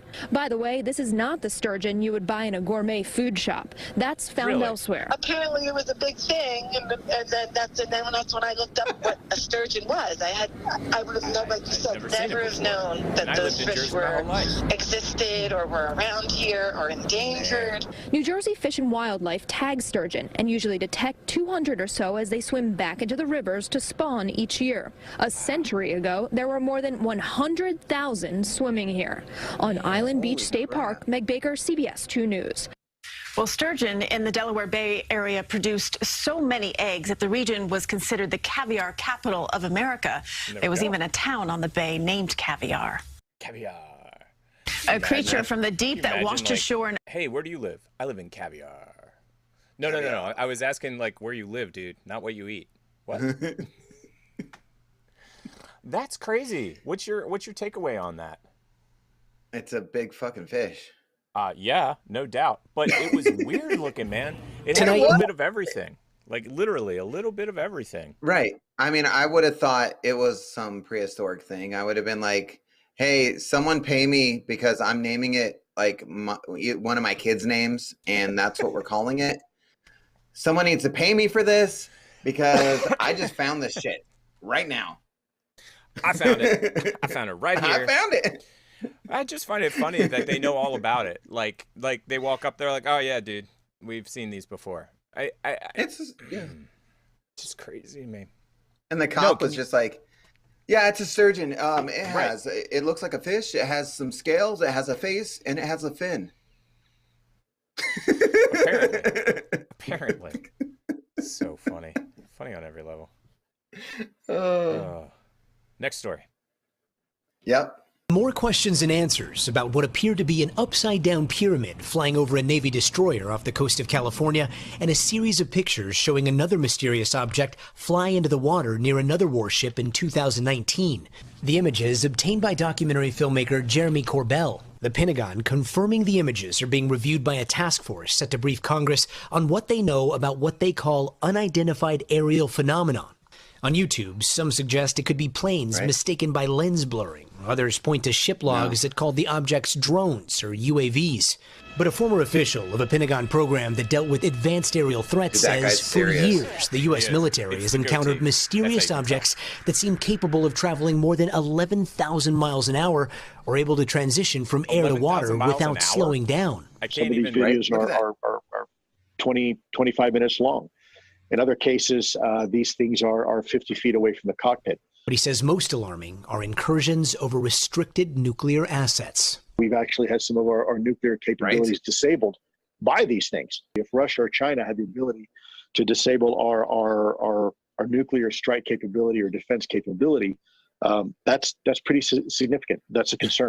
And we reached out to the Pentagon about those alleged incursions. They say they do not comment on intelligence matters and that Lou Elizondo left the Pentagon in 2017 and does not speak for the Department of Defense. Nope. So My favorite part of that is apparently if Russia and China could turn off our nuclear missiles, apparently that would be a bad thing. Apparently. That's a bad thing. Apparently. You know, he should have went apparently. I watched a whole thing on, I think it was a Rogan podcast. They had a guy on who was like, he was a Navy fighter pilot, real deal, like no BS. This wasn't some like, I like aluminum foil tin hats. No, this guy was as real deal as they come. He like had gone to, I think he had gone to West Point. He was a Navy, he was an Air Force pilot. He had logged tens of thousands of hours of missions. So this wasn't a guy that was like, hey, I went outside for the first time and there was an airplane in the sky. He said that they came across something like this. And anybody that knows anything about planes knows that you can't just stop with a plane. No. Like there are a few planes out there. I should change my course. There are a few tilt wing planes that can stop on a dime. Very few, but and most of the times they get classified as helicopters a lot of the times because they vertically take off and then they switch their props. Long story longer. So he's flying around. Like, this is what I'm trying to say. He can't just sort of stall in one spot. And they came across one of these things. And he said that it literally just sat 10 feet above the water, just chilling. And then a second later, it was right next to his cockpit. And then like 3 seconds later, it was half a mile away. And then another couple seconds later, it was back in the original spot. And they gathered all the data and all the evidence and gave it over to whoever they give it over to. And he was flummoxed. He was just like, I'm a believer in the fact that I saw something that I cannot explain. Of course. 100%. So I have a theory, though. Do you have a theory as to what it is? Obviously, people are going to say aliens. Duh. That's the easy answer. Go ahead. Let's hear your theory. Atlanteans. People under the sea. That's what it is. They've got the technology. Remember how they say it doesn't transition? It just goes from in the air into the water. They always talk about the Atlanteans. And every single mythos, they're way more technologically advanced than we are. Well, and it's funny that we can never find them because they call it the Lost City. Yep. So. Yep. Okay. And I got you it. know what? It's you know what the best Aquaman. part of this is? You know who the leader of the Atlanteans is in the DC comic world? Aquaman. Jason Momoa. Yep, you got it. Yeah. There we go. Honestly, out of all the people I've ever watched, I think Jason Momoa got the rawest deal when it comes to Hollywood, because he's like the nicest dude. Have you ever seen I agree. his stuff? Yeah, no, I've seen things with him and his wife, like documentaries and stuff like that. Yeah, they're fantastic people. Yeah. Apparently, though, when he was on Game of Thrones and he played the guy who like did bad things. Now, I'm just going to put it in quotes because if you haven't seen Game of Thrones, it's bad things. They thought he was like that. He got like blacklisted for his character's actions. And then he made the mistake of going on a show and saying something to the effect of, and I'm going to get it wrong, but it was to the effect of, it's really cool to be able to play a character that can do bad things. And it was totally blown out of proportion. What he was basically saying is, like, as an actor, a lot of the times you're in this little tiny box and they're like, dude, do whatever you want. You're a bad guy. Like, do whatever you want and that'll count because that's what bad people do. And so he said something taken out of context, regurgitated through the media 50 times, and now Jason Momoa is like the bane of the existence of Hollywood, and they're not going to hire him. And thank heavens that he came back. Thank heavens that he's I agree. I have to tell you, I hate most of the DC Universe stuff. I do too. It's just, it's gotten really bad. I don't like it. If they put out another Superman film that is the same Superman film I've seen 7 times already, I'm just... Well, you know what? I got origin story. I got so confused with. So you have Justice League, and then like this year sometime it was like Snyder Cut Justice League, and I was like, wait, is this a different movie? I didn't see the first one, so I don't know what's going on. Like, are these 2 different movies? And then they were like, no, it's the same movie. I'm like, wait. So did you hear what? Okay, so I know a lot of the scuttlebutt about that because I know what I had to look into it. Yeah, okay, so you do know. So the audience members that don't know, the Justice League came out, and I was super excited to go see it. And we went to see around the same time Avengers, the one right before Endgame, which I think is Infinity War. But it's basically the Thanos version. It's the Thanos one, where at the end everyone gets Thanos. We went to see that, and I was so upset after that movie. Like, I just went home, and I'm just like, it hit me why hard. am I in such a bad mood? I did not want to see Justice League at all. Zero, nada. And then the reviews came out, and it was like, don't waste your time. Just don't waste your time. And I'm a fan of Zack Snyder, I will tell you. I own several of his films. Most notably, the one that I like, which I think it's him. You'll have to fact check me on this, but it's Sucker Punch. And maybe. So let me double check to see if that's true. Sucker Punch. But Zack Snyder's done a lot of really... Yep, Zack Snyder's Sucker Punch. That movie, though, honestly, is a sucker punch. Like, I feel like I get suckered punch whenever I watch it, because it's just got a weird... It's not the best movie I've ever seen, but visually, it's just eye candy for days. So when I heard Justice League was coming out and Zack Snyder was attached, I have mixed feelings. I love it, I hate it, I love it, I hate it. Because I love this film, I hate this film, I love this film, I hate this film. Of course. And so I don't go see it once the reviews come out. The reviews come out and it's like, don't waste your time. You're not going to enjoy it. You're not going to have a good time. Best part of that movie, from what I was told, and I think I did watch it, was Wonder Woman. Wonder Woman was dope. Like, she was the best part of that film. Come to find out that Zack Snyder's original film that he wanted to make was not the film that got released. So he went to the movie company and he goes, okay, here's my movie. And they went, 4 hours is not a movie.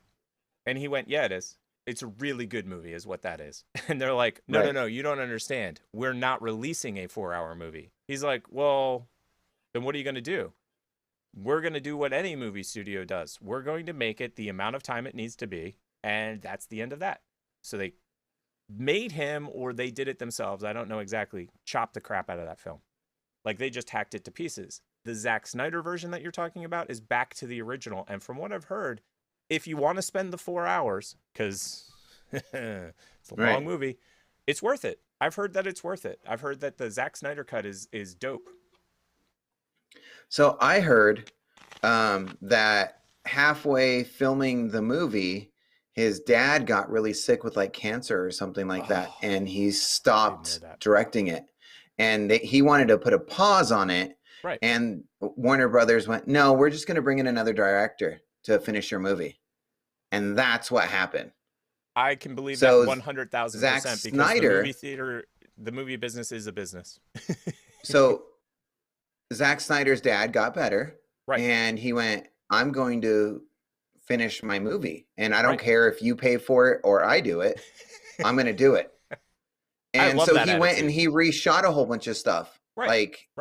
And they released it. And I don't know. Well, I've got to sign up for HBO Max because that's where I know that you can see the Zack Snyder cut.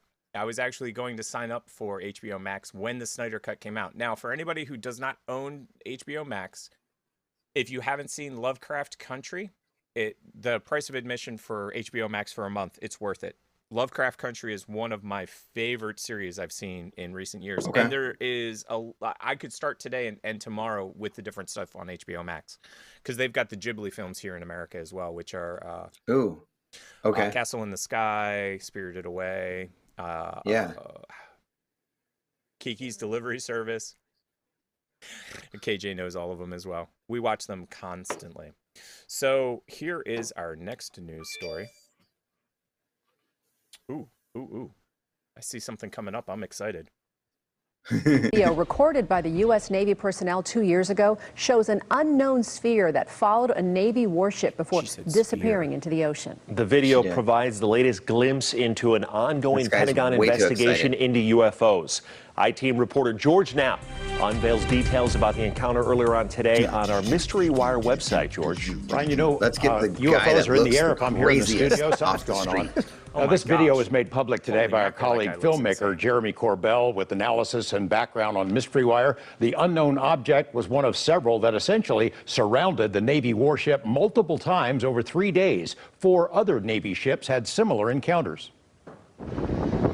Over a period of several days in July 2019, at least 5 U.S. Navy warships based in San Diego were swarmed by drone-like objects of unknown origin. One of those ships, the USS Omaha, was on maneuvers more than 100 miles directly west of San Diego, were swarmed by drone-like objects of unknown origin. One of those ships, the USS Omaha, was on maneuvers more than 100 miles directly west of San Diego and beyond the Channel Islands. One of the Omaha's central missions is surveillance, so it's packed with cutting-edge technology and sensors. But it appears the Omaha was itself under surveillance. Took off. Okay. This video was recorded inside the Omaha's command center just before 11 p.m. on July 15th. The image on the screen shows a 6-foot in diameter sphere that traveled alongside the Omaha for about an hour. It was pitch black outside, so the image was obtained via a thermal sensor. Personnel in the command center made multiple recordings of what was on the screen. At precisely 11 p.m., the unidentified sphere seemingly vanished into the ocean. Oh, splash, splash. When they say splash, splash, that doesn't mean there was a physical splash. That means this object went into the water, or they suspect it did. Filmmaker Jeremy Corbell obtained the video from sources he declines to identify. In April, Corbell and Mystery Wire released a series of other startling images that are included in a briefing presentation prepared by the UAP Task Force, a unit created by Congress last year to collect UFO-related images and information for a comprehensive report due next month. One image from the UAP Task Force is a freeze-frame slide of the sphere seen beside the Omaha. The Pentagon has confirmed that image was captured by Navy personnel. The task force considers it to be a genuine unknown. Other journalists have confirmed that multiple Navy ships in the same vicinity were buzzed by unknown objects during the same time frame, July 2019. Corbell says as many as 14 of the spheres surrounded the Omaha and were detected on sensors on and off during 3 perplexing days at sea. The Omaha's advanced sensors could not maintain a lock on the spheres as they approached the ship or when they departed. They never found where these things came from or went to. So they don't know where they're launching from or going from. I mean, maybe it's the water, because that's what we're seeing one do. Mark bearing a range. Voices on the video confirm the Omaha launched an immediate search using all of its high-tech resources. But when the sphere vanished from the screen, it also vanished from the Omaha's radar and sonar. No wreckage was found on the surface. The UAP Task Force briefing is a classified document, but the images contained in that briefing are not classified. That distinction was made so the task force could use images like this to brief other military and intelligence officials about the UFO mystery. Simply put, the Navy does not know what these things are. They are still considered to be unknown. That's hilarious. Absolutely funny. What I find funny is we can show you the picture of it, but we can't tell you what we know. Like, and this is on the evening news. They're like, just wake up, people. The shit's real. But exactly. You don't know what it is. I had heard about it at the time, and that's what prompted the Rogan thing, because I think news came out in 2019. I saw the Rogan thing right after that because, like I said, they had a pilot who had a very similar experience. And like I said, a lot of the tinfoil hat people have been talking about this for a long time. For anybody out there who doesn't know who a tinfoil hat person is, basically there's an entire group of people. And in fact, funny enough, Jack Black's one of them. And I say that because in Be Kind, Rewind, there's 2 or 3 scenes where he, Mos Def, and who is the third guy? Why can't I remember his name? Oh, they're not going to tell me. It's the lead, Mos Def... Michael Goundry. No, that's the writer-director. Oh, they're not going to tell me. He's a very famous actor, and I feel like an idiot not knowing his name off the top of my head. I'm going to have to look it up. Anyway, in Be Kind Rewind, there's 2 or 3 scenes where they're literally wearing tinfoil hats. Right. And one of the reasons they're wearing tinfoil hats, I'm guessing, is because they live right next to a power station. They don't really get into why they're wearing tinfoil hats. They just are. And Jack Black, obviously, the part of the movie is Jack Black, and he screws everything up. And the reason that the movie ends up the way it does is because Jack Black walks in and he's magnetic. And because he's magnetic, Danny Glover. How did I not know Lethal Weapon? Yeah. Danny Glover. That's so Right. stupid of me not to remember his name. I'm bad with names, by the way, so I blame myself. But there's literally a whole scene. I'll have to bring it up on the show. But Mos Def, I think, has a strainer on his head, like a colander that you'd use to strain stuff. And Danny Glover has aluminum foil, and I'm pretty sure Jack Black had some kind of combination, aluminum foil and something else. So we've got some crazy news, and now we're going to drink something crazy. Oh, yes. I, of course, am looking at the one that we're doing next. So this week we're doing one, but in the future we're going to drink this one. This one's called Dirt.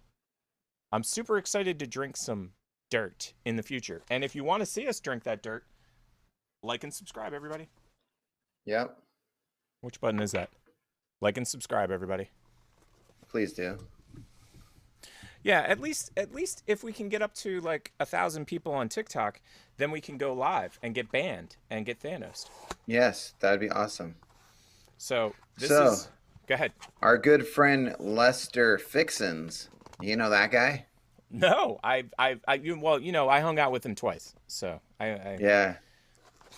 Lester. Yeah, I think I only remember one, but I think I might have hung out with him a couple times. Well, he fixes stuff, if you know what I mean.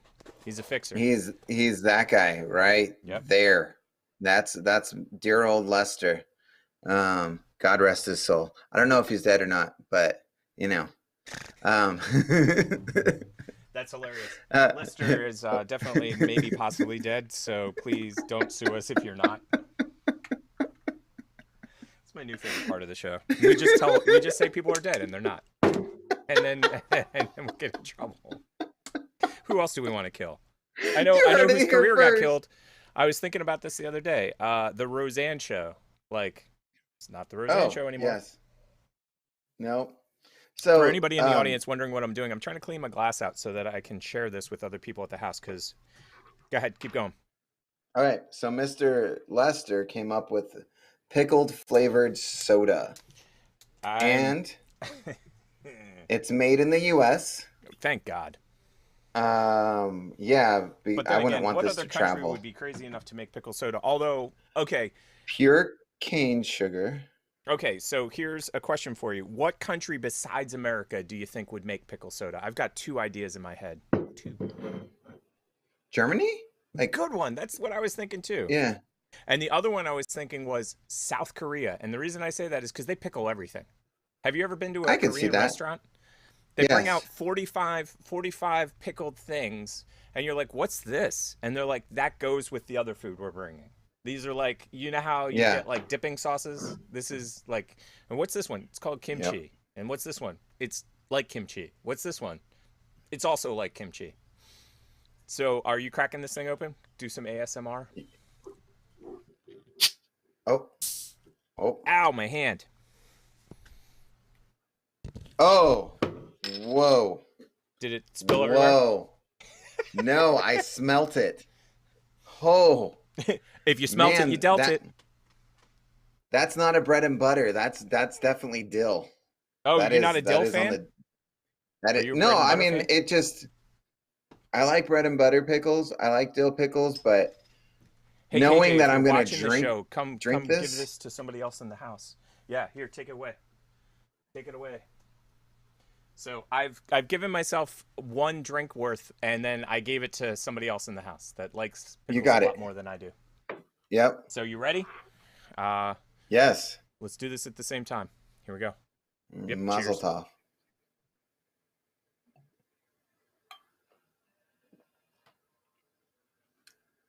Not for me, man. No. This is not like, what was the grass one? The grass one I could do all day. The grass one was like a Jolly Rancher. Yeah, it was. This is literally like pickles. It's almost like drinking sweet pickle juice. If you were to take pickle juice right out of the jar, add sugar, and carbonate it. Oh, yeah, that's going to be hard going down. I'm glad I only took a little. Not my favorite. Not my favorite. What about you? It's better than that Dos whatever beer that I had last time. You hated the Los Leches, the Laguantas, the Laguinas. The Laguanos, yes. It tastes like bread and butter pickles, not dill pickles. No, it's yeah, okay. But you see, it tastes like dill pickles that they added sugar to it. But that's bread and butter pickles. No, but bread and butter pickles have never tasted dilly to me. Yeah, we're having a discussion at the house that like this actually tastes like a bread and butter pickle. Because you don't put as much dill in the bread. Yeah, you don't put as much dill in the bread and butters as you do. It's sweet. Bread and butters are sweet. Nah, it reminds me more of a dill that you just poured sugar in. It reminds me of... Blah. I don't like it. I'm just not a fan. And what I was going to say about it, though, is since I keep liking to make this an alcoholic theme show, what liquor would you mix with that?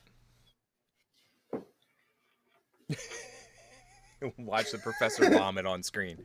Yes. Watch the ratings go through the roof. Let's go. Oh, let's go with shit I hate. So let's go with some Malibu. And that's coconut. Isn't it? It's coconut. Yes. Oh God, coconut and oh pickles. Oh man, you just okay. Oh, let's make the worst drink ever. Let's go, Captain Morgan. Let's do some Southern Comfort, some Malibu, and a splash of this, and you're in for a good time. See, I was actually trying to think of what would help kind of balance this or take it into a different level, which was gin. I was like, because gin's got such a weird flavor to it that like you add gin to this, maybe a gin and tonic, but instead of tonic you add this. I gin and totally... juice, and your juice is pickle juice. So oh yeah, we've got here at the house one of the residents here at my house, one of my roommates, as Usha would say, one of my roommates loves pickles. It's already half done. From what I've got, I've got intel that they've already finished half the bottle. So yeah, you can get that off of Amazon, everybody. Oh yeah, it's that 19 for anybody that really wants it. Oh, it just came up a little bit. Ooh, yeah, that is not okay. It that is not a okay thing. No, you don't want that in your mouth. Like, oh, yeah, no. Oof. That leads us to our next story, Professor. Ugh. Oh well, at least this is a good one. I see what's on your screen. So yes. So you know a little bit more about this story than I do. So I'm just there's a video. Play the video. Oh, I'll play the video. Let me throw the video. It explains everything in that video. Yeah, there you go. Let's see if I can get it over. This is just amazing, and I'm happy that Netflix is actually doing this. Did I ever tell you I worked at Netflix one time? No. Yes, I actually, for anybody that doesn't know, I do what's called AV work. I'm an audio video guy, and that's why this job was actually very funny. Netflix moved buildings, so they hired a whole team of people to move their computers. So that's what I did all night, was I basically disconnected computers and got them ready to be moved. And it was funny because our team are all AV guys, so we know computers fairly well. The other team was a furniture moving team, and they were like at one point a dude dropped a computer on me. Like I'm working, so we're back to back. So like you're on your side, I'm on my side. I'm working on mine, and he literally just. I guess he was trying to take the cable out, and he pushed it, and it landed on my head. And I was like, dude, seriously? Have you never taken a computer apart? And the guy looked at me, and his eyes said it all. He's just like, yeah, well, not really. It was Which no I found habla hilarious. English. Exactly. No Nintendo.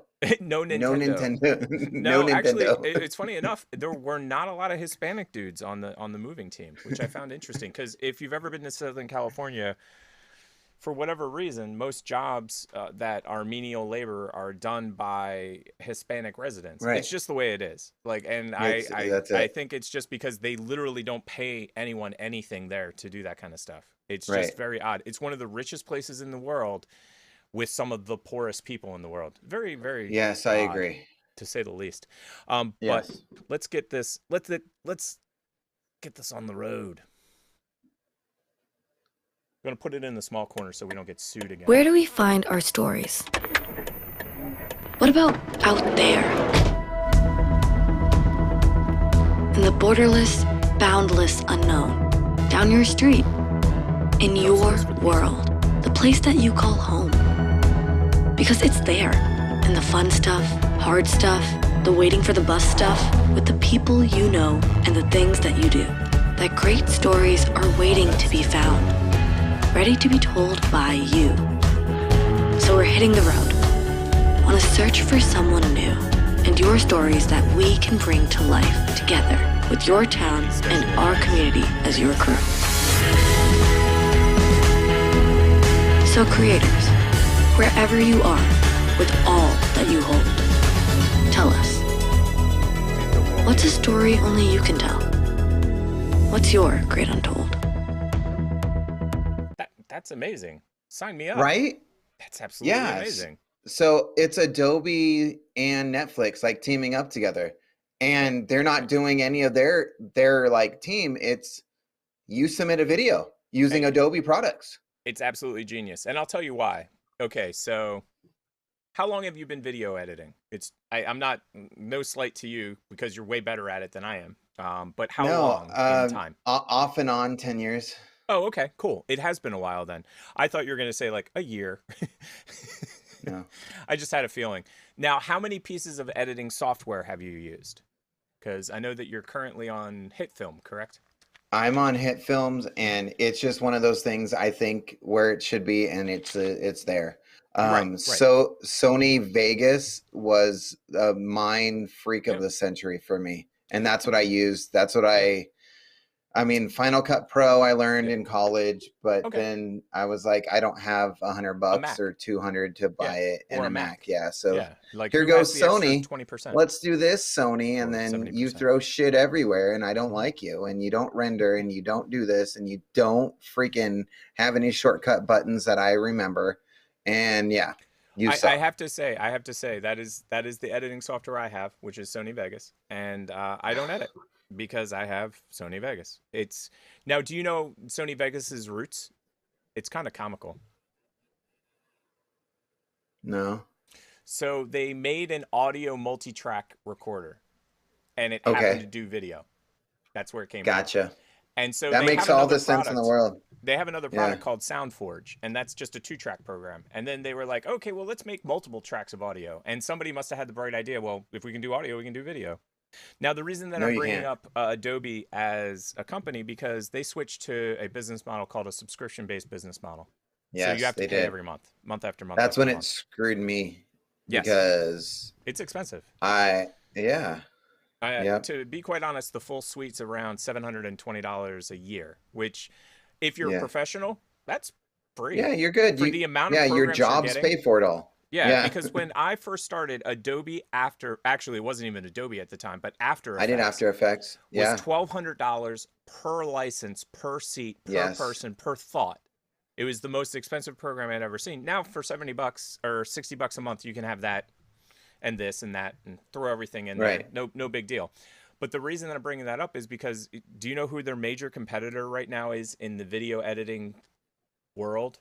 Like, I've seen 7 different content creators talk about this. So this is not Tick's opinion. This is 7 content creators' opinion. So they're all on Adobe, these 7 guys or girls, because it is guys and girls. And they all switch to this other product. And it's not Vegas. It's not Vegas. No. I would probably, I don't know. It's late. What is it? DaVinci Resolve. Now, DaVinci, Resolve, yeah, okay. Yeah. Now, DaVinci Resolve's history is that it is, if you've ever gone to the movies, ever, you've seen DaVinci Resolve in action because it is the #1 color grading software in the world.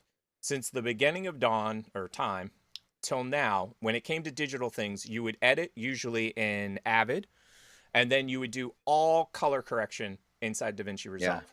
So it was the biggest dog in the sea. The only problem was that they had priced their way out of everything. So like if you or I wanted DaVinci Resolve, like I guess it was 8 years ago or something, guess how much it would have cost?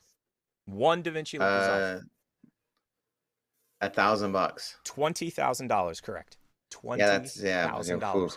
And that didn't include the fancy work surface. So a company came along called Blackmagic Design. They bought the software, and guess what? Guess how much DaVinci Resolve costs today? You and I can today. How much do you think we're gonna have to pay today? $90. $0. They have a free version with like 90% of the stuff that you can use for free. No watermarks, no limits, no time, no nothing. They do have a version you can pay for, which is about $250. Now, here's what the genius of Blackmagic, they're trying to undercut, so they don't charge anything. Adobe's charging you $60 a month. DaVinci Resolve's free. $60 a month, free. Now I think you can see why so many people have switched. Now let's add to that. They've added in the pipeline, so now you can do like literally film level color grading, which Adobe doesn't have, by the way. Maybe 3 people have graded their movie in Adobe. You have a full-blown effects program that they bought called Fusion, which they throw in there. Then they had a full-blown audio system that they bought another company and threw that in there. So basically, they've taken a program that was doing color grading, and now it is the #1 editing software out there, editing visual effects audio. And Adobe's scared. This Netflix thing makes perfect sense because they're basically like, we've got real competition now, people. Like they're charging $0. We charge $60 a month. Like and most content creators don't got a lot of money. So this right here, that's some marketing genius right there. Right. You know what it reminds me of? What does it remind you of? Jason Gordon-Levitt's Hit Record. Oh, I love Hit Record. Yeah. 6 degrees of tick tock tick. We already did that though with Jason Gordon. Yes. Yep. Jason. That's not his name. David Gomez. Donald. Levi. Joseph. Levi. Joseph Gordon. Joseph. Yeah. I said Jason. Ronald. I'm like, that's totally not wrong. His brother's name was Dan, and unfortunately Dan has passed. Oh, rest in peace. Indeed. Watermelon Dan was the bomb, dude. That's where I get a lot of my cool expressions from, by the way. Like keep up the awesome and stuff like that. Those are definitely directly influenced by Dan, because Dan is the one that started Hit Record. So Dan and Joseph Gordon-Levitt started Hit Record together. And Dan was the one that was running it for years. And then when he passed, Joseph took it over and just went crazy with it. But I absolutely agree. That's exactly what they're doing. They saw that idea and they're like, hey, we're going to do this. Guess what time of the show it is, Professor? I don't know. I don't know either, to be quite honest. And I live here. I work here. And we can skip things too if you want to continue. Yeah. Those that we've all watched this week. Yep. Here's a few that we thought you might like. Those that we've all watched this week. Those that we've all watched this week. Those that we've all watched this week. Here's a few that we thought you might like. She's got to stop drinking, dude. That's all I got to say. She's got to stop drinking on the weekends. Pickle juice. That's what it is. She started stuttering. So, let me get this up on the screen. We are going to throw this into the corner and hope we don't get sued. So, I'll just go to the next one. I think I threw a couple in there. Yeah, I put a couple in there. Did you grab those by any chance and throw them into the heart list? The ones that I threw in there last minute? I don't think so. Yeah, no worries. Let me see if I can pull. Honestly, I don't even remember what I had in the heart list. So excuse the cough, everybody. I should have muted it. No worries. I want to throw this up because this one made me laugh. I laughed so hard. laughed so hard. For anybody that's listening to the show or watching the show at a later date, we're going to start throwing all of these links into the description. So you can just basically go down to the description and click the links, just like I'm doing right here. And voila.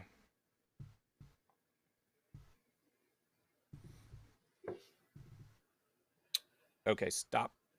Stop. In the name of love. Oh, I thought you were going stop, drop, shut him down, open up shop. Martha Dump Truck in the flesh. Here comes the Dolce. Hey. Give me my TikTok back. I hate when TikTok does that. I had a TikTok all lined up. Okay. We got the audio, so we're ready for this one. Hit the play button. Okay. Is it Martha Dump Truck? No, not in the flesh. But they are called Jordachi. Holy fucking hell. You just made me fucking spill my coffee. It's Jordash. Jordash. But they are called Jordachi. Holy fucking hell. You just made me fucking spill my coffee. It's Jordash. Oh. It gets better, dude. It gets better. Jordash. I like this Okay, next good. one more. Jordash. Need a car. Bought a used car, right? 2012 Ford Escape.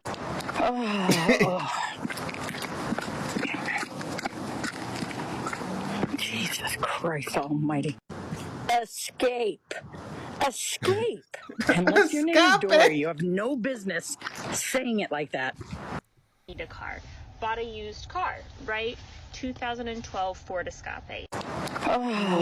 It's foreign. It's a Ford Escape. Escape. That sounds like, hey, I'm going to Starbucks. Do you want to escape? Exactly. Which size? Which size of Escape do you want? The Pesci Mode vintage shirt because honestly, I love them so damn much.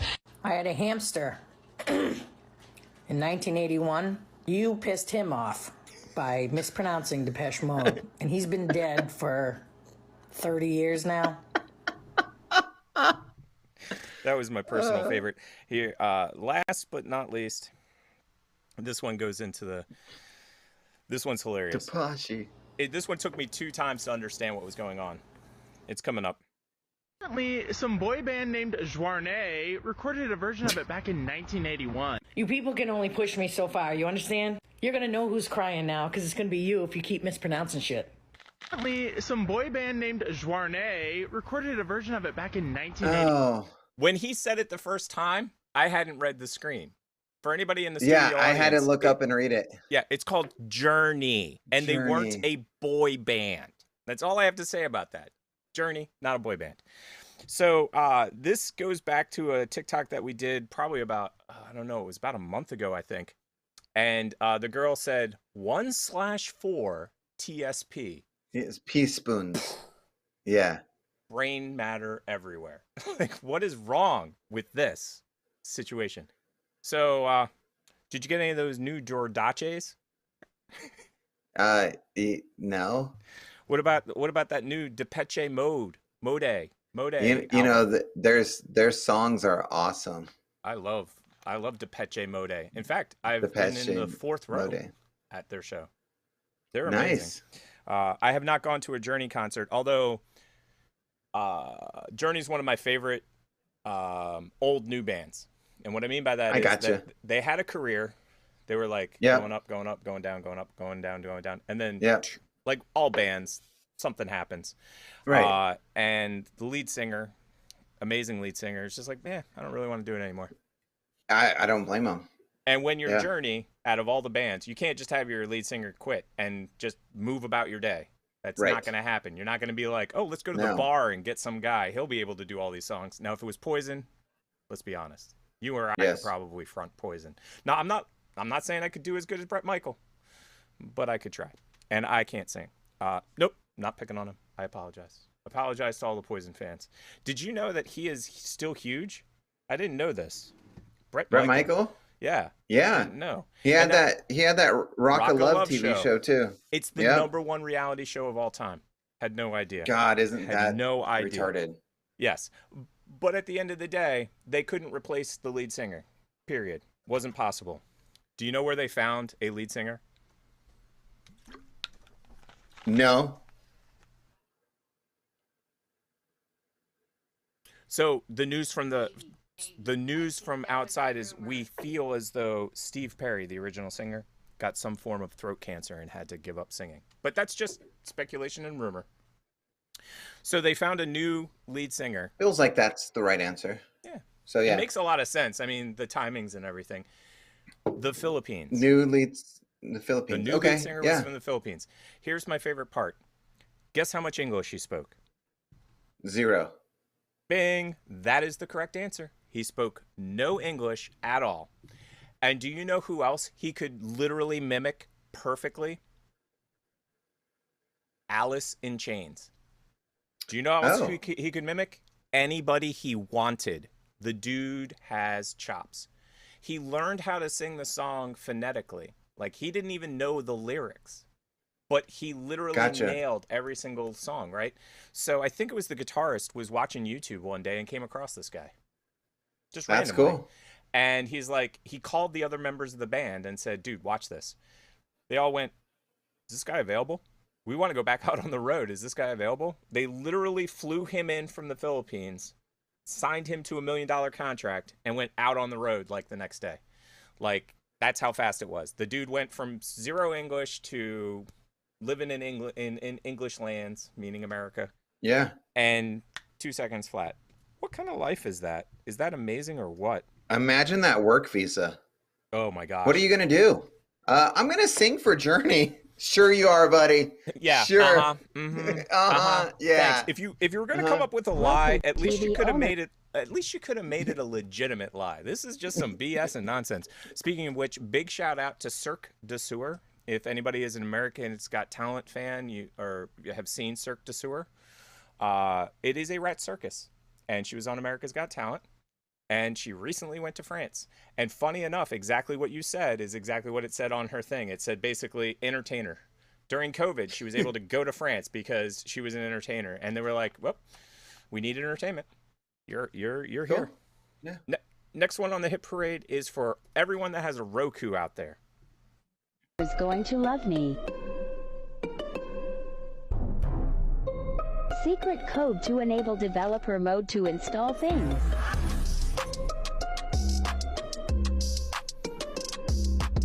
Totally reminds me of every cheat code. Plus minus. Is it up, up, down, down, left, right, BA, BA, BA, start? Exactly. Developers got to get in there somehow. So I did this. It actually works. I'm not lying. Nice. It works. And it throws it into a developer mode where you could literally have almost anything as a Roku channel. It's the craziest thing. So you need to download Twitch on it, huh? No Twitch. Although, I'll check it, though. Now that you've said that, I will actually go check. Now, that's the interesting thing. There used to be a Twitch... and let me... for anybody in the audience, I'm going to mute the audio, just if I can figure that out. Secret code to enable developer mode to install things. Audio, we always get in trouble. So, I'm going to try to mute it. There we go. Pause. There we go. Anybody out in the studio audience that wants to try this hack, it's on the screen right now. Do a quick screen grab. That's what I did. I took a picture of the screen and did the whole You would combo. have to. So it is tap home button 3 times. Home button 3 times. Then up, right, left, right, right. And it works. And it takes you, it's like, are you sure you want to do whatever this is? You have to confirm it like you do any other thing. Once you confirm it, you're good to go. And so on the list, as soon as we get off the show, I'm going to have to find out if Twitch is available. That's a great idea, actually. Yeah. Anybody in the studio audience know whether under the developer thing we can get Twitch? Let us know. And if you don't know, we will try to update you next week as to whether we're able to do that or not. So let's get back to the show. So... Professor, anything fancy planned this week? Got anything fancy planned for the week? It's a 3-day weekend. What? Because there's a holiday. Yeah. Holiday weekend, everybody. So I took off Tuesdays so I can have 4. That's smart. Yeah. That's the way to do it. That's definitely the way to do it. I was going to say, I unfortunately am still kind of on the pandemic schedule because if you didn't know, they're not filling 100,000 seat arenas anymore. Right. They're talking about it in the future, but we'll see if that ever happens. So let's get to the next TikTok. Tickety tockety tick tock. TikTok. Oh, that is so funny who it is. I haven't. See, Professor and I do this thing where I will put a TikTok up and he will put a TikTok up and we don't know what the other person is putting up. So let me do this. Let's figure it out. I normally don't like do these kind of things on TikTok, but for some reason I felt the need to throw my 2 cents into this one. No way am I trying to throw shade at this guy. I just kind of wanted to put my thoughts in. I can think of a few reasons why you would compete with dad bod. The first one comes to mind is not every female is into like hard chiseled chest and abs. I mean, they're not. Ask them. He would be a lady might look at you and see your hard chiseled body and think that you're just like way too into yourself. Others might see it as you have some serious insecurities and you lack confidence. Where like dudes with dad bods have been through some shit and they just don't care and it's just pure confidence. In other words, you're not competing with the dad bod, you're competing with the dad personality. Yes. You're not going to win. Now, I did not know he was going to be on the show, and so I got to do this. I just gotta. Seriously? Seriously. It's gotta. It's the same.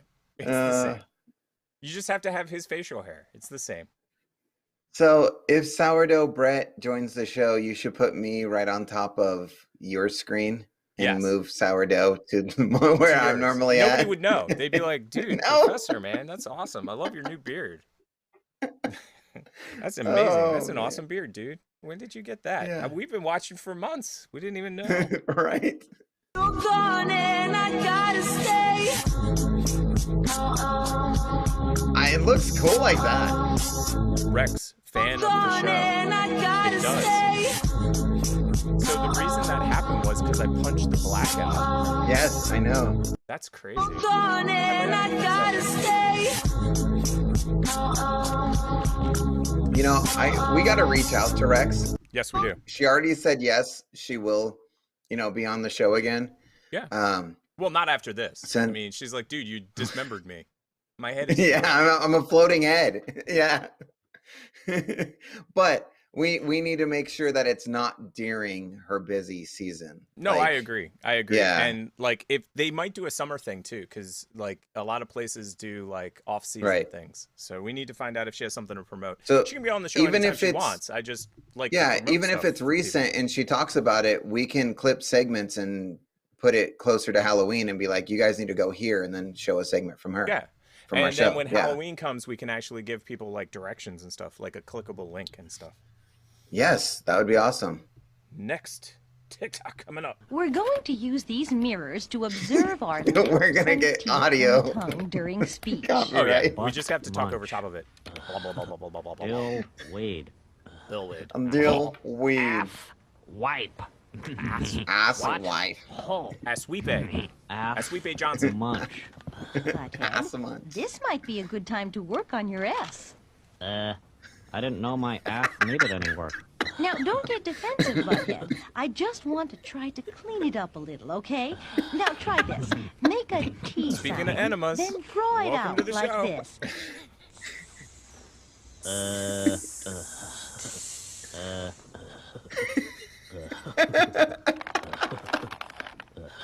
Everyone, let's try to help Butthead, Welcome okay? Beavis and Butthead to the show. Hey, babe, check it out. We're going to use these mirrors to observe our lips and teeth and tongue that's too during funny. Oh my god. I saw love- that on TikTok and I was like, we just got to do it. Yes, we do. It's just got to be done. Welcome to the show, everybody. Beavis and Butthead, everyone. Oh, and that was Beavis and Butthead MTV. That looks kind of official. Although I have to admit, I don't like the official looking names because I got taken in by, I think I said this on the show before. It was Jim Carrey. It was some guy the real Jim Carrey. And it was some Russian dude. That was the best part. Yeah, he basically Mr. Bean did that to me. Yeah. It was, I was like, no, you just look like Rowan Atkins. You're not. Well, no, this dude didn't look, no, this guy just ripped off stuff from the internet, put it on to TikTok, and said that it was Jim Carrey. And I was like, cool. And then I guess somebody had turned him in or something, because then all of a sudden, Valence, whatever his name was from Russia, became the name of the account. And he was still doing Jim Carrey content. Yeah. Sorry that I tricked you. Today I'm teaching you the deadliest self-defense move known to man. However, this move is only for life or death situations and not to be messed with. This move was created by Yeltsin in 1987. However, it was immediately banned from all karate competitions due to its violent nature, which is why once again I urge you to use caution. Step 1 is to make a fist ensuring that your thumb is on the outside of your fingers. If it is on the inside, it can break your thumb during impact. Do this with both hands. You now want to place your fists halfway between your chest and your hip. Once you're at this point, move them slowly from side to side, and eventually the momentum will end up with you.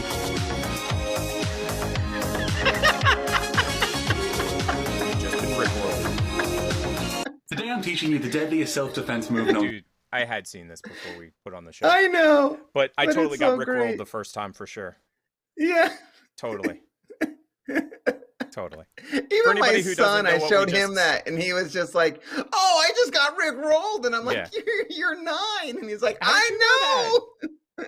Yeah. How is it? You know what's so funny is take the rickroll out of like modern culture and he becomes irrelevant, like completely. Right. It's sort of like Zamfir. Like no kid today is like, oh dude, pan flute, Zamfir, like because they never were exposed to the UHF commercials 700 times. The Right. master of the pan flute, Zamfir. Like no, they didn't. They know nothing, but they know what rickrolling is. Yes, they do. He even has that's a funny. Fortnite dance, and it has that in the Fortnite. So funny. Yep. Please tell Thank me you, that Fortnite. at least he's getting some money for all this. Like if Rick Astley I is hope not so. getting- it's Rick Astley, right? I always get his name wrong because I hate names. I think so. Yeah. But yeah, please tell me he's getting some cash. Here we go. What What the heck? What did I just see? Yeah, you got to watch that again, right? No doubt. Oh, that's next level. That's the Right. next level. I am a professional flow artist, and that's some next level shit right there. Okay, so what we're watching, people that are listening to the podcast, is it is a trick shot done with a golf ball, and he takes a driver and he hits it so that it bounces off of 4 different pieces. I think it's concrete. I do No, it might too. be plastic. And then it bounces up in the air, and he hits it with the driver out of the air. Like, what part of this isn't phenomenal?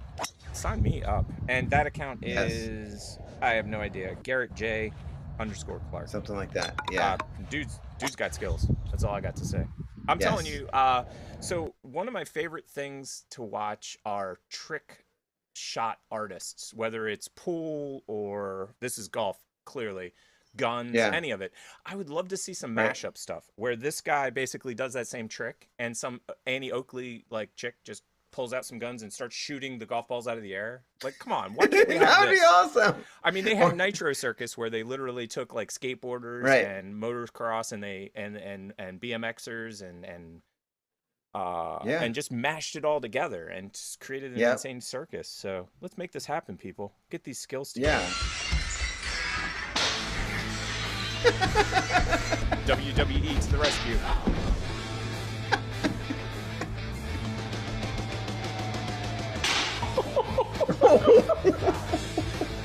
Better fall on the ground after that one. For real. I love the at the end.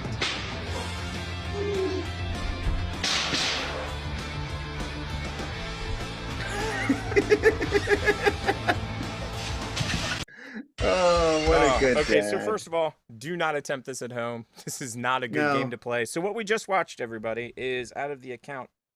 I have no idea. Maro. I don't know. Maro I never look at the Monica. names. I can't get that one. That one's horrific. But anyway, it's a dad. and his little girl comes up with a sheet pan and whacks him in the back of the head, and he goes down. Just rinse and repeat. Then he whacks the little kid with the sheet pan, and she falls over. Rinse and repeat. That's just wrong. I love it. But it's wrong. What a good dad.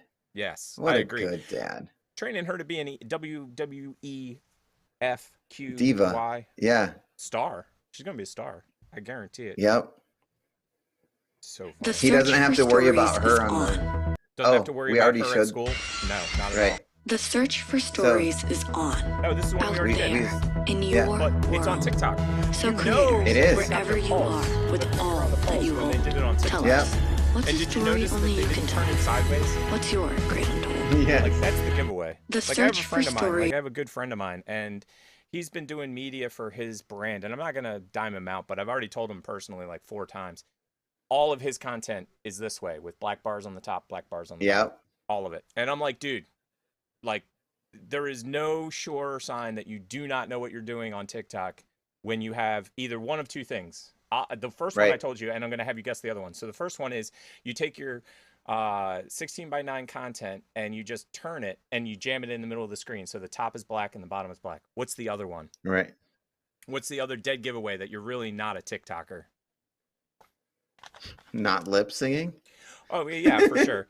You actually do 16:9 content, like where somebody has to turn their screen to look at the video. Oh, like, yes. It's like, why am I... Glitchers do that all the time, by the way. So... Yeah, you get more area Space. to do your thing. Yeah. Oh, believe me, as a contact juggler, I had to completely change my style in order to fit it in the screen. I literally, there was one day I did 55 TikToks in a row because I only ever kept the ball on screen once out of those 55 times. Because basically every time it went off screen, I was like, done, got to start again. Done, got to start again. And it's actually really complicated to stay in a screen this big. I believe it. When your arms go like this. Right. What's going on, my friends? Budsky417 here, and I just want to jump on real quick and say how proud I am and how thankful I am for the family that I do have here on TikTok. And one of the first people that I met when I got on TikTok was Miss Whoever, and I claimed her. She's my sister. And she was able to purchase the thing. I've also had the honor of being drawn by Brandon Arts, and dude, it's that's freaking awesome. amazing. Love And this so, guy. Miss Whoever sent me. I always say, Make sure there's no nudes. There could be nudes. Could be nudes. Look at that! Isn't that awesome? Brandon's so talented. Yeah. Some things but- have changed. So Golly, Who.Eva that's awesome. got it for him? I Is appreciate that what it I'm so much. understanding? What else did I Oh, get that's here? genius right there, I man. did get nudes. Says to Budsky, your wife is hot as frick. She's right. I like the way his shirt disappears. Sis, I love you. Thank you, TikTok family. Right. Love you. Dude, that was awesome. That Yes. that was dope. That was Which dope. brings us to it was Brandon's birthday. Yes. Yesterday. As a matter of fact, it was. Happy birthday, dude. And let me pull that one up. Brendan Arts is a friend of the show, and if you didn't know, we have a contest. You can win. We do. Oh, that was okay. That was it. Here it is. And yes, love I this looked music, for by the way. myself, and Music. I realized I'm not in that because I have my artwork. This is a but this is a newer one, isn't it? This looks Yes. newer. This isn't part of his original book. Although I did It's see Chris new. O'Keefe in there. Well, it was getting old because Chris Oakland was there, and he We drew always- Chris about the same time that he drew me. Yep. So that's Brandon Arts. If you want to win a contest, if you want to win, all you have to do is, you ready for it? Do you know what you have to do, Professor? You have to like, you have to subscribe, you have to hit the bell notification, you have to find us on Twitter, and then or Twitch, and then you have to like that, you have to subscribe there, you got to go to our YouTube, you have to like, subscribe there, you got to go to our TikTok, and you got to friend us, and then you got to find both of our accounts, and you got to friend us there. Don't forget And about taking then the pictures. You have to take pictures of all of this. You got to It take all has to be pictures of included all in of this, it. or just video it. By the way, video we're record. lying. All you have to do is email us. All you have to That's do it. is Just email email. us. That's it. Here it is. That's it, right there. Email that us. thing, right there. Email us. I get a and lot why of is it? spam, so I don't know if anybody real can actually get through that thing. So That's please true. email That's me. a good point. Why is the audio gone sideways? I Imagine don't that know. on a show like ours, the audio not being good. I'm so confused. I know what she Professor. says. She says What we does she have an say? email. We have an If email. you want to email us a topic or if you want to be a guest on the show, please email the show at tpshow@gmx.com. And that goes straight to my cell phone and I'll get it and I'll reply back being like, I got it and you're entered. I got and that's it. And you're in. Yep. Well, there you go. See you. I see you. Yep. That was easy. You know what Super time of the easy. week it is, don't you? It's Tuesday. It's Tuesday. I did not have tacos, which No tacos. I'm breaking a law. Yeah, there is a law about that. Right. Yeah. So what it is it's time for TikToker of the week. Nice. So let me entertain you. No. If that audio doesn't work, I'll do that one too. Ooh. Oh, that audio doesn't work, but TikToker of the week. We just said it. TikToker of the week. Yeah, I mean we did. Yeah. And I don't know where the audio went. I checked the settings. It should be there. But welcome to a live show, everybody. Sweet. Cherry. We also have a friend of the show that is the TikToker of the week. Here we go. I gotta tell you about this one live stream I watched a couple nights ago. I am a spooky bitch and I love all things horror. I came across one of the lives and it was like a guy walking through the woods at night, not saying anything, totally like Blair Witch vibes. Everyone in the chat was like, are you okay? You know, where are you at? What the heck's going on here? And I admit, I was intrigued. I hung in there. I watched it. I wanted to see where it was going to end. I mean, like, was this some guy who was like a serial killer guy? Or is it like ghost hunting? Or what was going on? I also had like cursed videotape vibes. If there's really a cursed videotape, I'm probably going to get cursed because I'm going to watch it. I was so pissed though that feed, it looped. It got to a point and then it looped back to the beginning. Such a fucking waste of time. That's so hilarious. Funny on every level. So I agree. Please say the TikToker of the week's name so I don't mangle it horribly. Unless you're gonna mangle it. It's Kirby. I don't remember all of her name, but I just call her Kirby. C-U-R. Yeah, there you go. Hi, Kirby. Kirby, you are. And she also. Yes. You are, and she does gaming too. She does lots of gaming stuff. She's on YouTube doing gaming, and yeah, she does cosplay as well, and she's awesome. Okay, so I'm scrolling through her stuff. I'm gonna find one. Lots of views on this one, so let's see if it's because of her or some gimmick.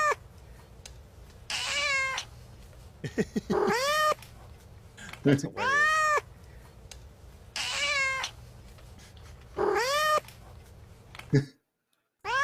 That's too good. That's too good. Although I have to admit, those really short TikToks typically don't do so good. Don't do much. So good. We've talked about this on the show before. If you ever go to my parents' house, you will be scared out of your mind because they have woods, and our woods at my parents' house are scary. I believe it. There's lots of ticks in those woods. Oh yeah, there's lots of ticks in those woods, and also real ones. Yes, that's what I meant. Anakin, I need you to watch the younglings while I'm gone. Look, just treat them like you treat your own children. I bet. Okay, younglings, I brought back blue milk here. Oh my god, Anakin, what have you done to their hands? You said treat them like my own children. Not like that, you fucking idiot! Anakin, I need you to watch the younglings while I'm gone. I feel this video. Look, just treat. Like, I should have picked this video. Like, well, yeah. It's weird happenstance that I happened to pick it. So, but no, that was our TikToker of the week, everybody. We've gotten to my favorite part of the show after how many glitches we've had. Do you know what part of the show it is, Professor? The end? Yeah. That's exactly what it is. How did you know that? How did you know? Anything you want to tell the studio audience before we get out of here? Be good humans. Be good humans. I like it. Don't suck. Oh my God, wasn't that a long show? Please like and subscribe, and for those of you listening on the podcast, thank you. Until next time, this has been another episode of the TP Show.